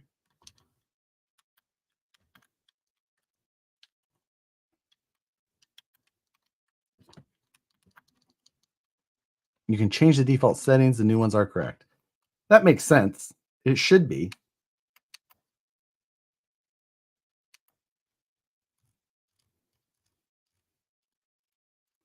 Being that it's open source stuff and all that, it doesn't surprise me that it gets corrected faster than normal, but it doesn't make it different than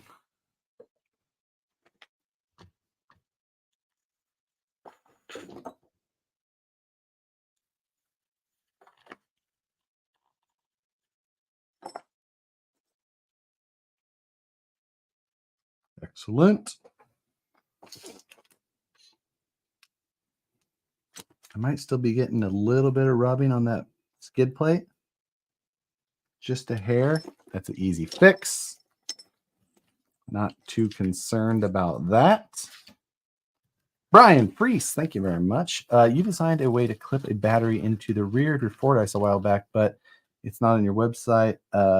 Did it not work out, or did it just not want to sell? So you're right. It's that Fordyce down there. It was designed to work with like a whole rear welded cage setup that we did. It was all like a custom application. It wasn't like a normal cage. So that's why I never put it on the website, because it was all just custom. The entire I know. Now we got some wire management to do. But yeah, so that's why. It wasn't because I didn't want to share. These wires are way too goddamn long. I should just shorten those real quick. I'm not going to do that. Today, we zip tie. 2mm spacer. Yeah, I just feel like I just want to. I think it's on the side right there where I could easily shave it. But even easier would be a 2mm spacer. I agree. So let's put first the zip tie on the servo wire to make sure that we don't have that for breakfast.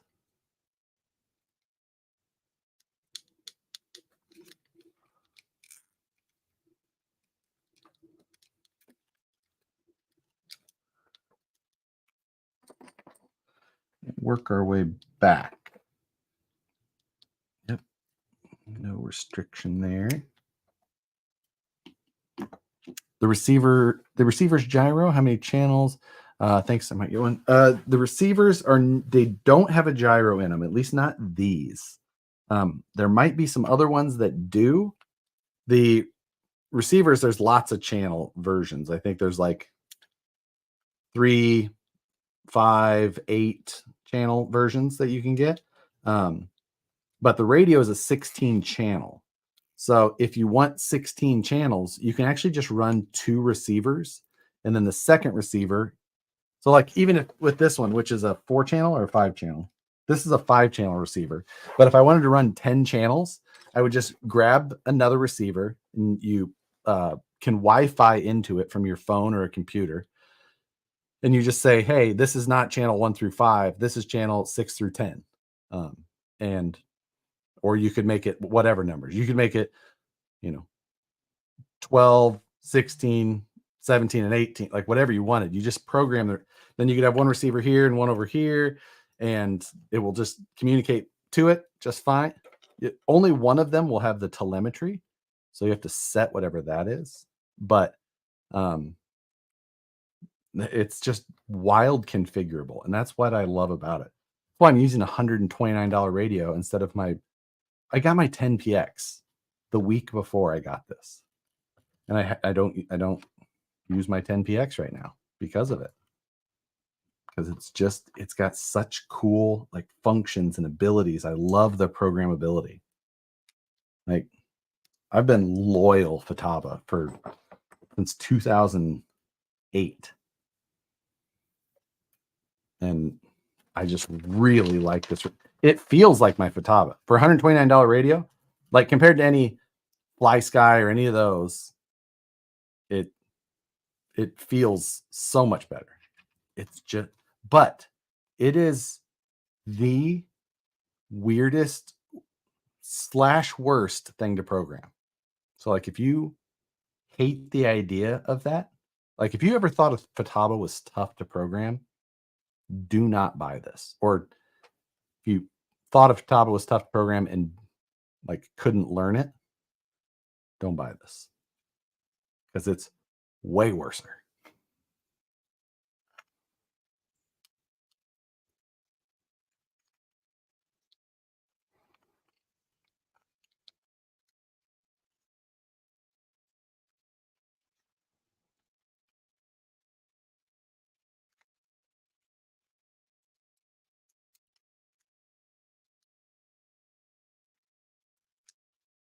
What brand of flesh cutters are you using? These are Kebas, Keiba. I normally use Nipix, which I really, really like, and they're super comfortable. But I've got 2 pairs of these. Someone actually sent them to me, and they are also nice. They're made in Japan. But normally I use my Nipix, which are super nice as well. Feel similar in a lot of ways. Nipix has maybe a little bit of an edge, but I just really like Nipix.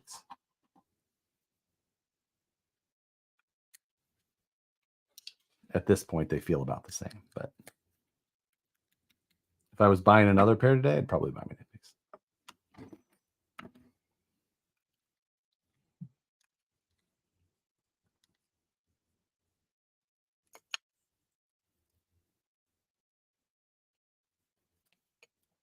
Got it all tangled up. There we go.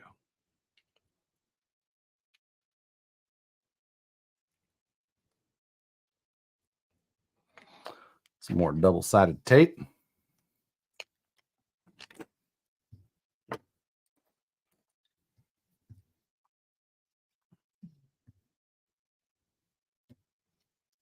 I may design up this tray tonight. Sorry about that. Thank you, Turbo. You can change default through systems, radio setup, define channel order to TS throttle. And okay. We're going to have to do that. We're going to have to do that now. because I do that every single time. Welcome to HTX. So system. Is it before or after Pong? Asteroids, Breakout.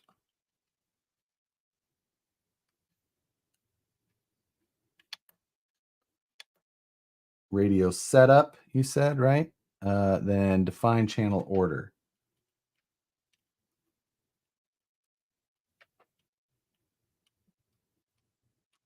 Haptic link, contrast, alarms, inactivity, battery memory, sound off, RSSI, backlight, splash screen, startup.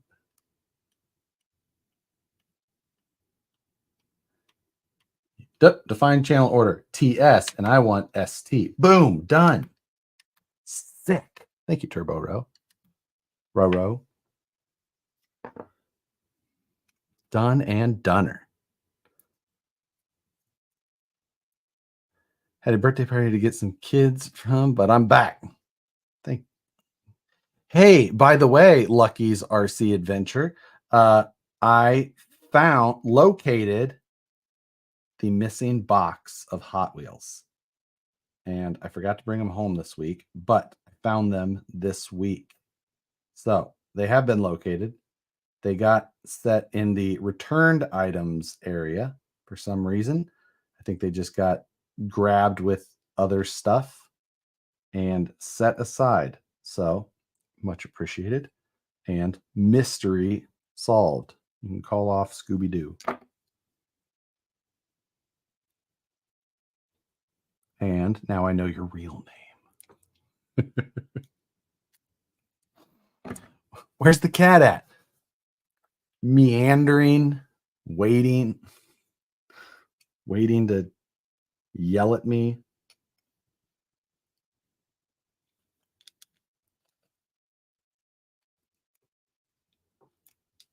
Okay, did that. Still fine.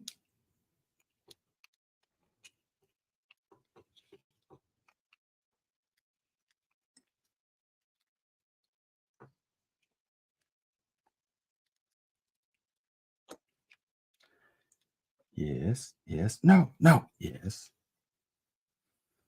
Okay.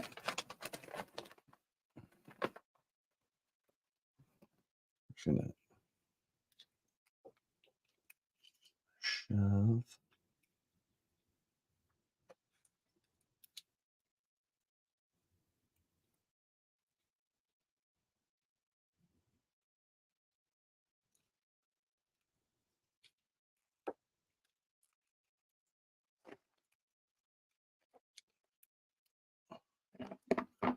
Now we are in the final stretch here. We do have to program that telemetry function in so that we get our battery data sent back to the radio. But I am going to have to going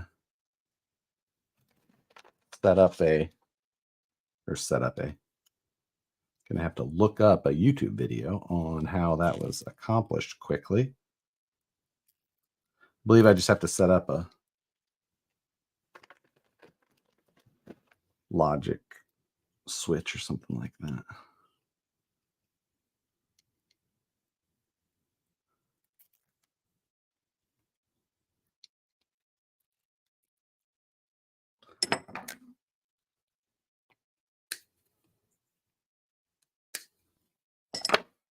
Okay. Done and dusted.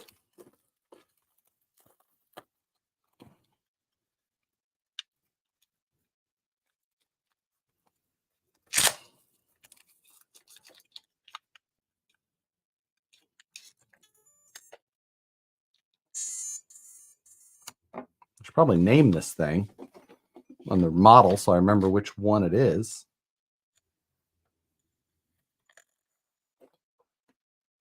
That turbo wire got way closer than I wanted it to.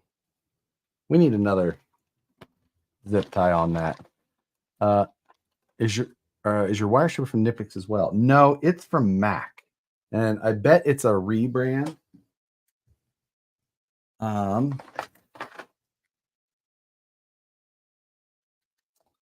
I don't know. It's just a Mac tools, but I would bet you that Mac is rebranding somebody else's. That's pretty common. I love this thing. It works really well, but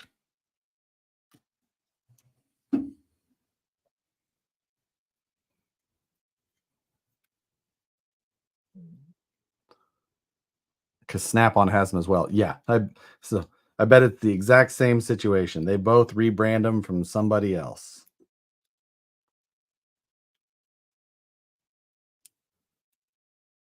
I'm sure that they were expensive. Yeah.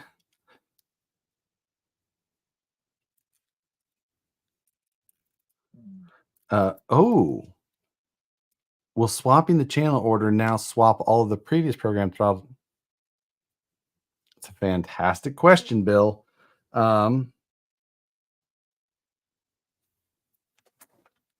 bet that I went and changed. I think I changed them on everything else already, which would make them non-default, and it didn't change it on here after I went and changed that default. So I don't think so. How many channels are 2-position channels on that radio?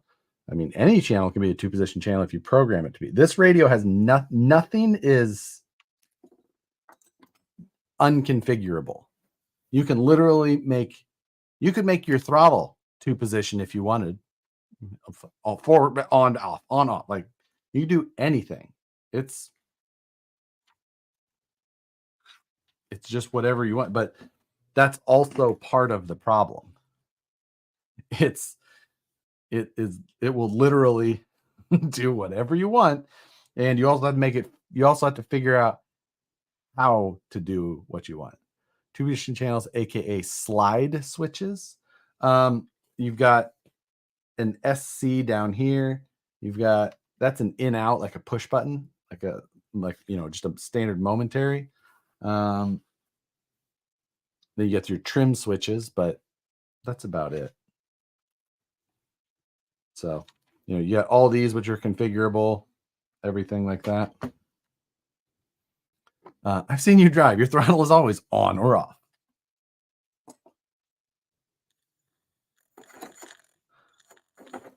Let's put that spacer in there because I think that is dragging.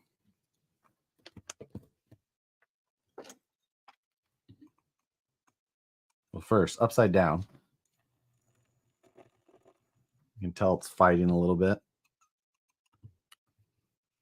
We just loosen that up. No fight at all. So it's definitely dragging.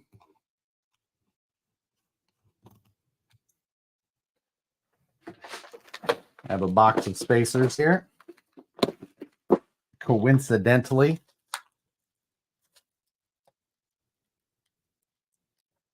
it's about 2 mil, maybe 1.5 mil. Let's check what that is. I don't have my calipers in here. I have my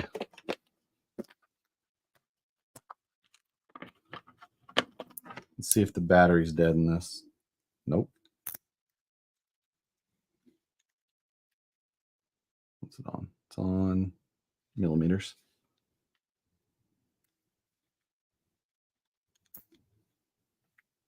Yep.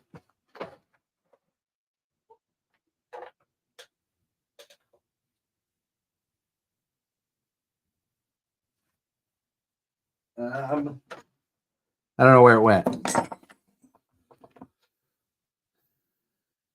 Yep, found it. Okay. So I think this is 1.3. 1.0. 1.0, 1.1. Josh can't use it. My calipers are in there. I'm just using them. This was just handy. Let's see if 1 mil does it. Otherwise, I'll see what else I got.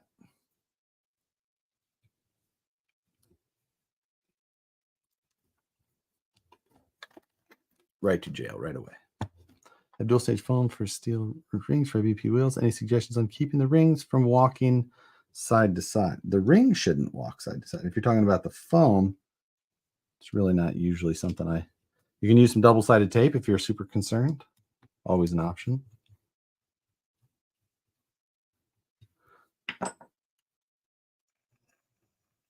One mil seemed to do it.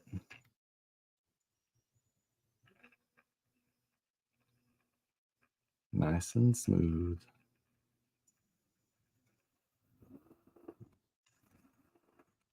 Can you guys hear that? Because that's not very quiet. I need to adjust my trim a little bit. I also need to name this.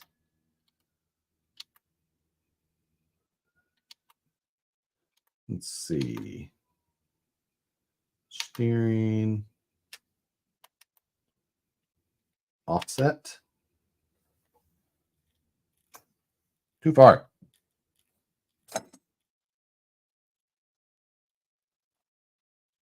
It likes to just really snap over. Like if you start scrolling, it's like, did you want to go way over there? Let's go.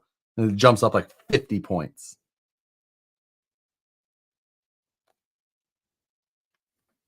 There we go.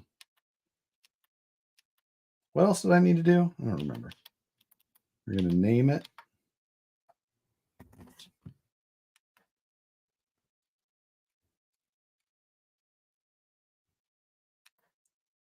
Carbon.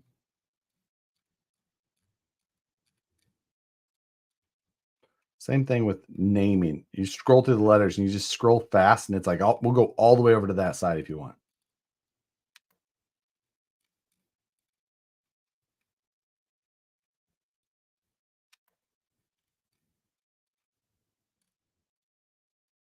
Carbon. You can change the trim step value. It doesn't do that. Another good tip. It's nice and slow at first. It's just when you start to scroll fast and then it just decides to just. All right, named as well. So that's done.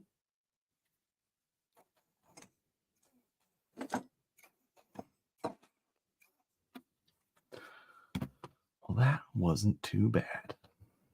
Voltage sensor. Yes, I need to pull up a video though and go through that because I don't remember how to do that. Is the interface easier than a DX5 rugged? Because the interface, and that sucks. The interface as in physical buttons are better. The other parts are...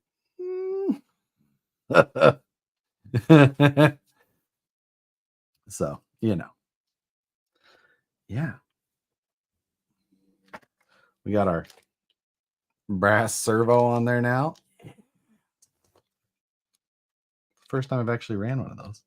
I've got a 777 here as well, but I wanted to run the Stubby. I actually need to get another one or two of the 800 LPs for that buggy. What body am I running? The original body that I had, moose jaw painted via Moon Eyes.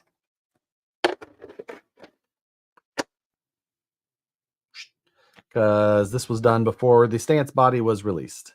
Need the Uncrustables body. Yeah. Joe was like, do you want that body? And I was like, don't know. So I need to take this battery out because I need to charge it. We do need to set up that voltage sensor too. I'll get to that soon. I'll do that. They just announced the DX off. So yeah, there you go. Well, that was productive. I'll get that programmed and charged later tonight.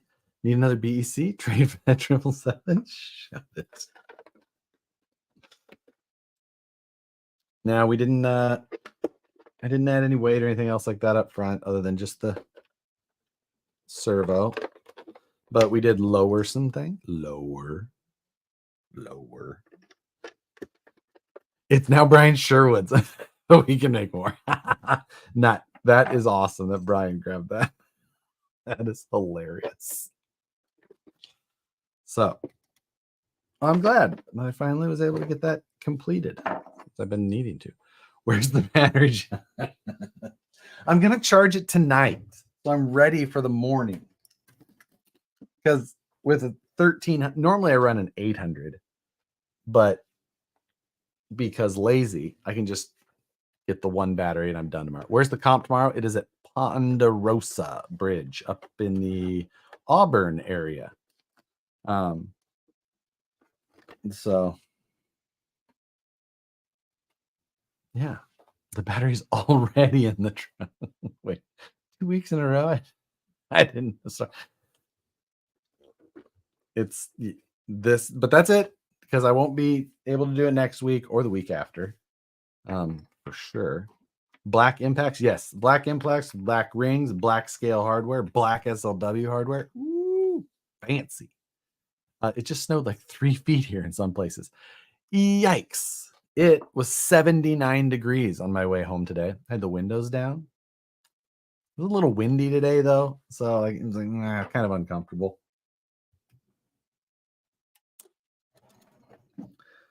Oh, yeah. Well, that was just. And my bell is on. Now, is it on for all or does it just say personalized? Because personalized, that's not on. That's like, it's, every once in a while I hear about it. Make sure that bell says all.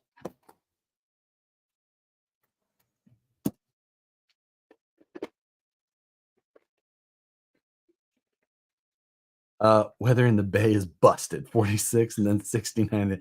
I was in the Bay last night. I had to drive to SFO and back.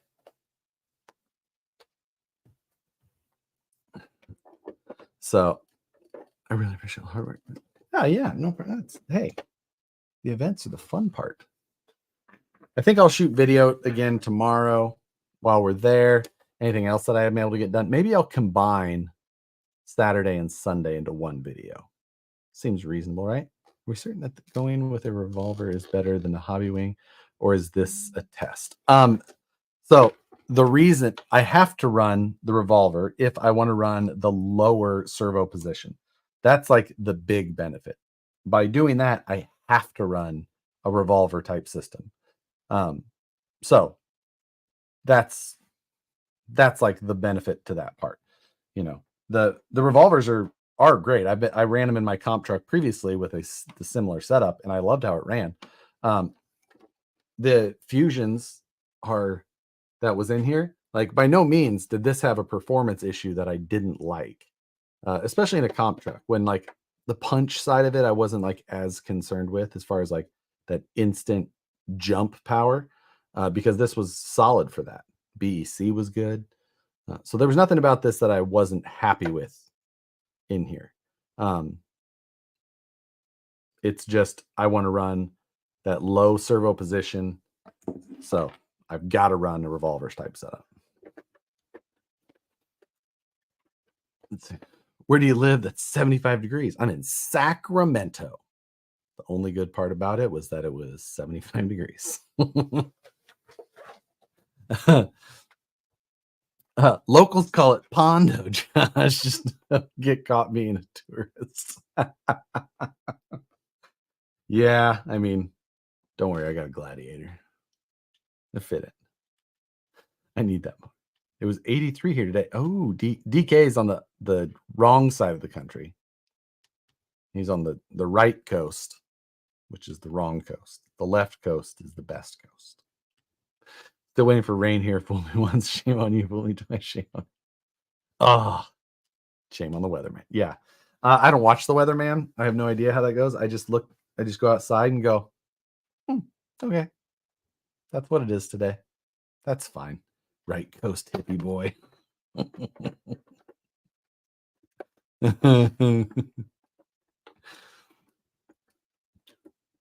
Suspension still feels good. Rear is pretty light.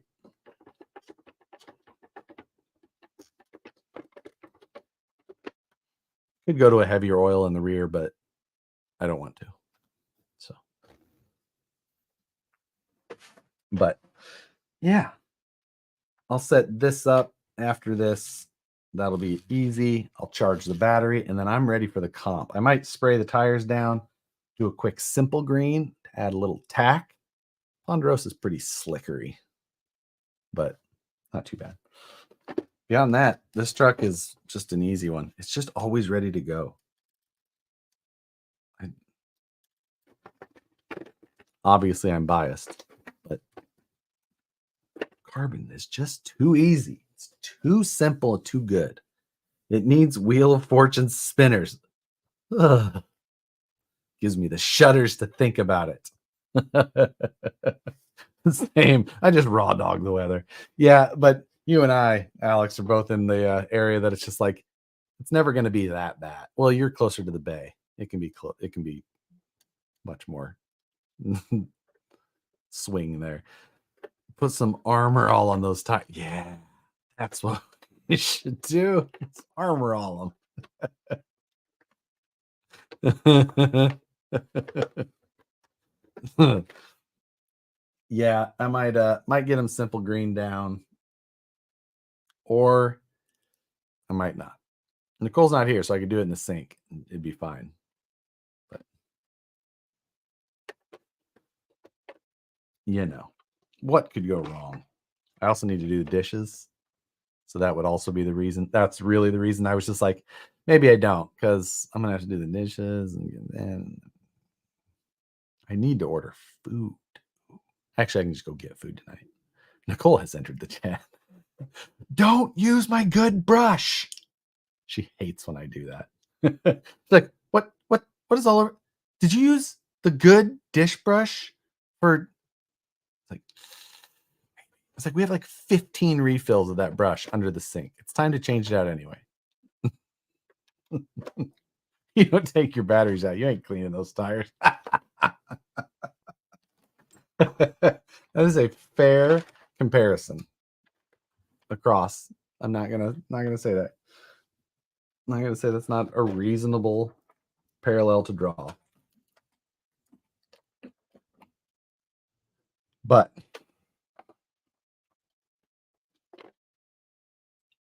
it's like, what is it? That's the ring gear from the Red Cat. Whoops.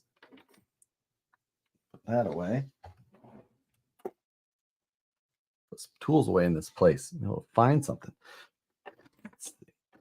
I showed a little bit on Wednesday, but this was the buggy we built last Friday.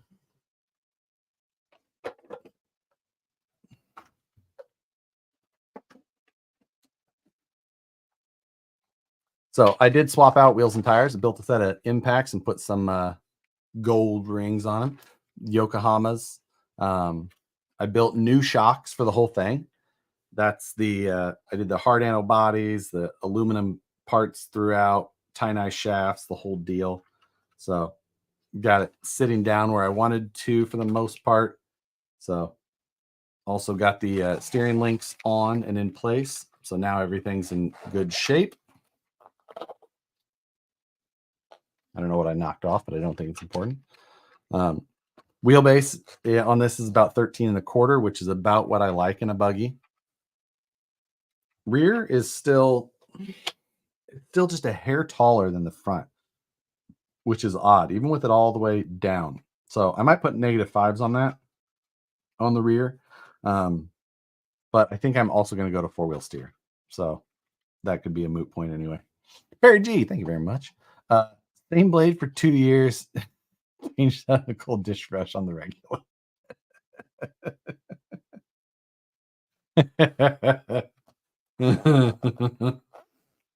Yep. That's kind of how that goes.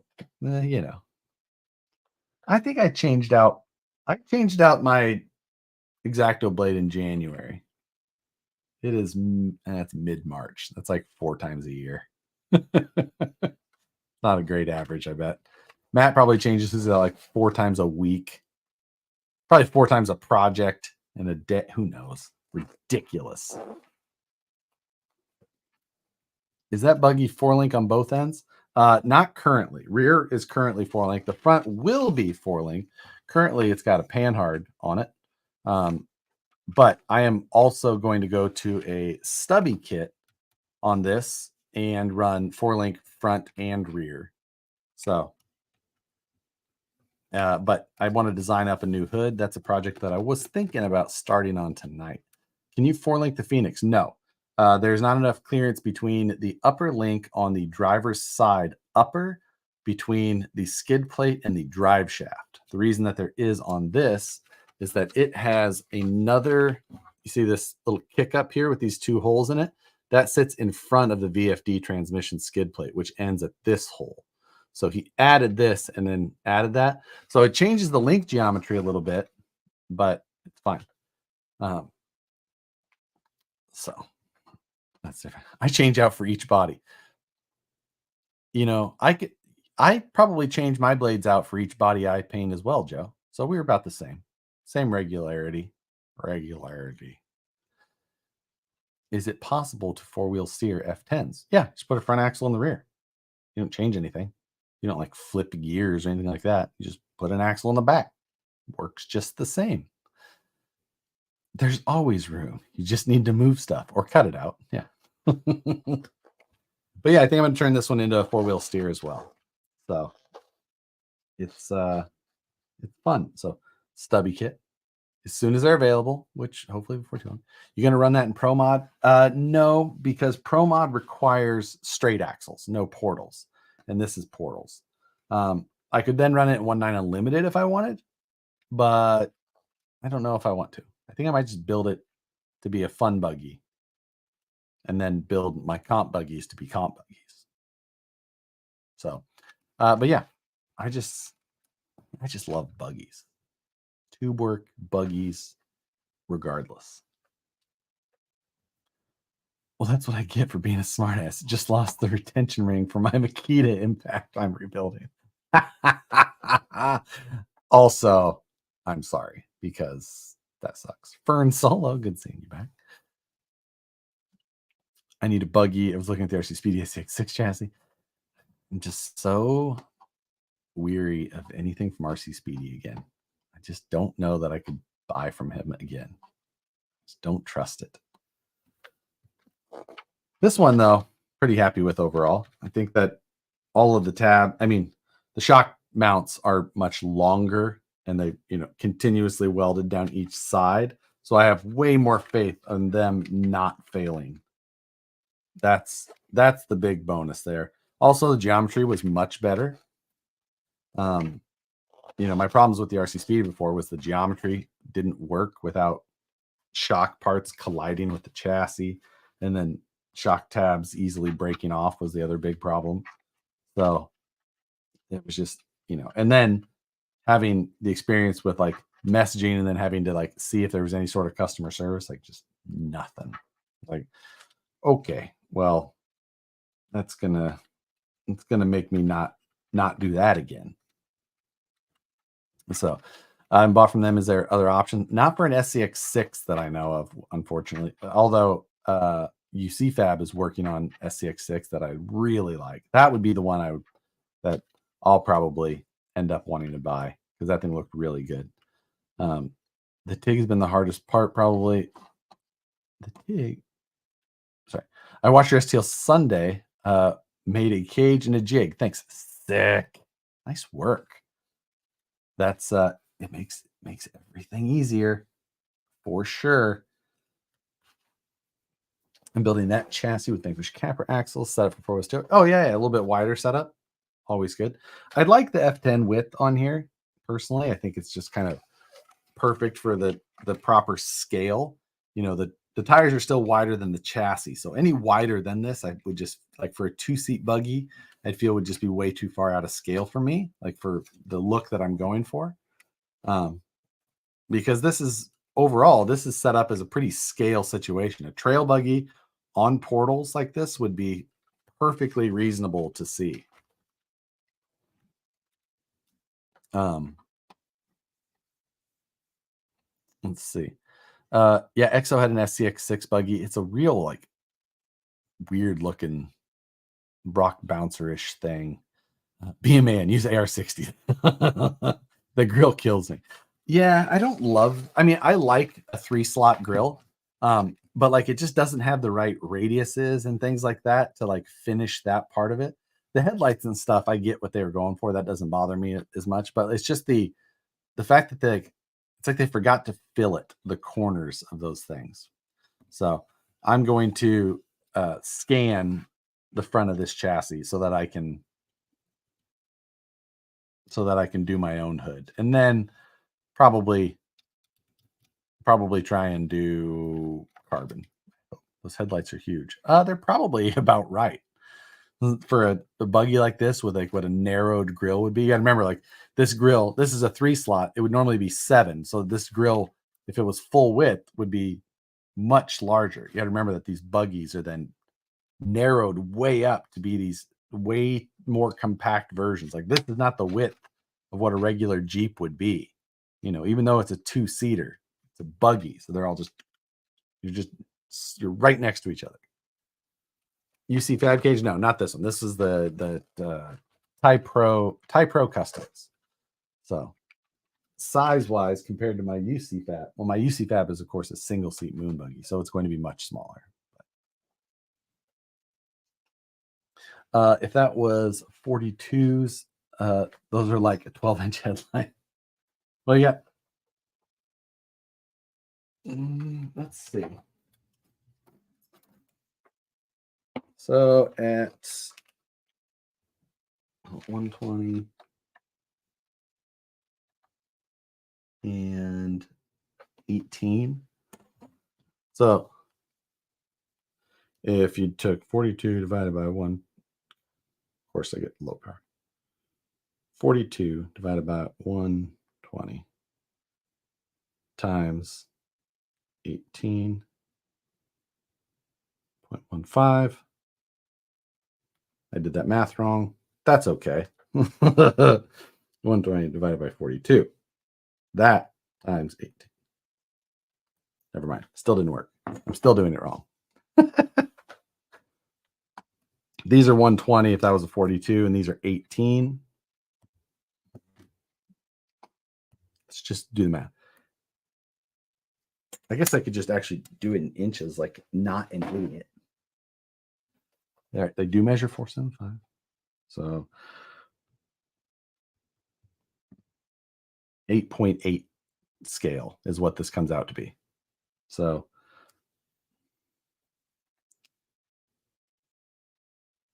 that is 5/8, 0.625. That's actually not good. I guess it could be the whole bezel, right? Yeah. Say it's a 1-inch. If it's a 1-inch, then it's still an 8.8-inch light. 8.8, 9, somewhere in there. So yeah, that's pretty, I think like with a normal Jeep bezel, a 7. That still seems pretty reasonable. If you called these 40s, they'd be perfect to scale.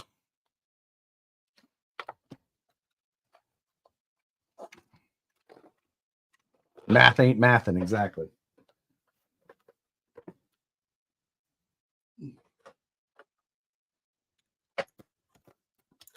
My UC Fab buggy on top. I mean, scale-wise, it's not like a wildly different length. It's shorter, but it's a moon buggy, of course. So they look pretty appropriate next to each other.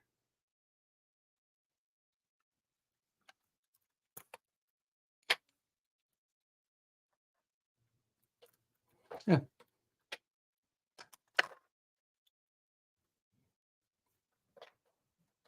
Trail buggy versus comp buggy, you know how that goes.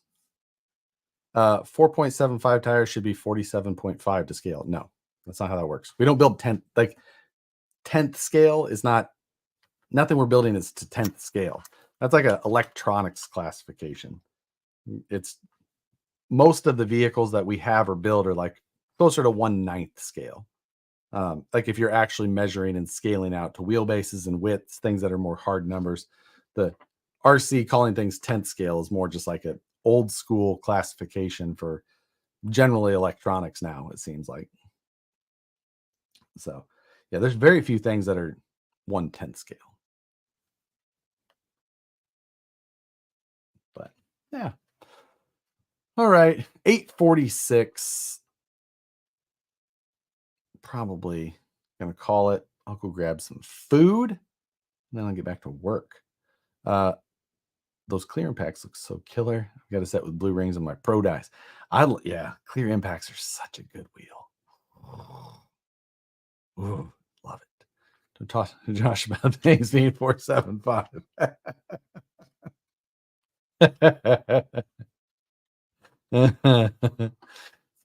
It's more just a guide than an actual rule. Yeah, it's exactly it. Don't forget the battery. I'm gonna take the battery out and charge it so I'm ready. Maybe design a tray, print it. Probably not. I'm done with that. I'll charge the battery though. I'll maybe bright and early ready. And I don't know how far it is to go there. That could be a problem. Yeah. So anyway, yeah. Remember 15 amps. Yeah, you were there. You remember. Thanks everybody. Appreciate it. Thanks for joining. Well, I'll see you from this week. Words.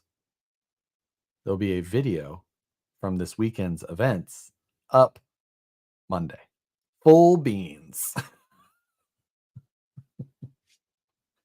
Jeff and Zari? All right. Later, everybody. Pepperidge Farm remembers. Later, guys.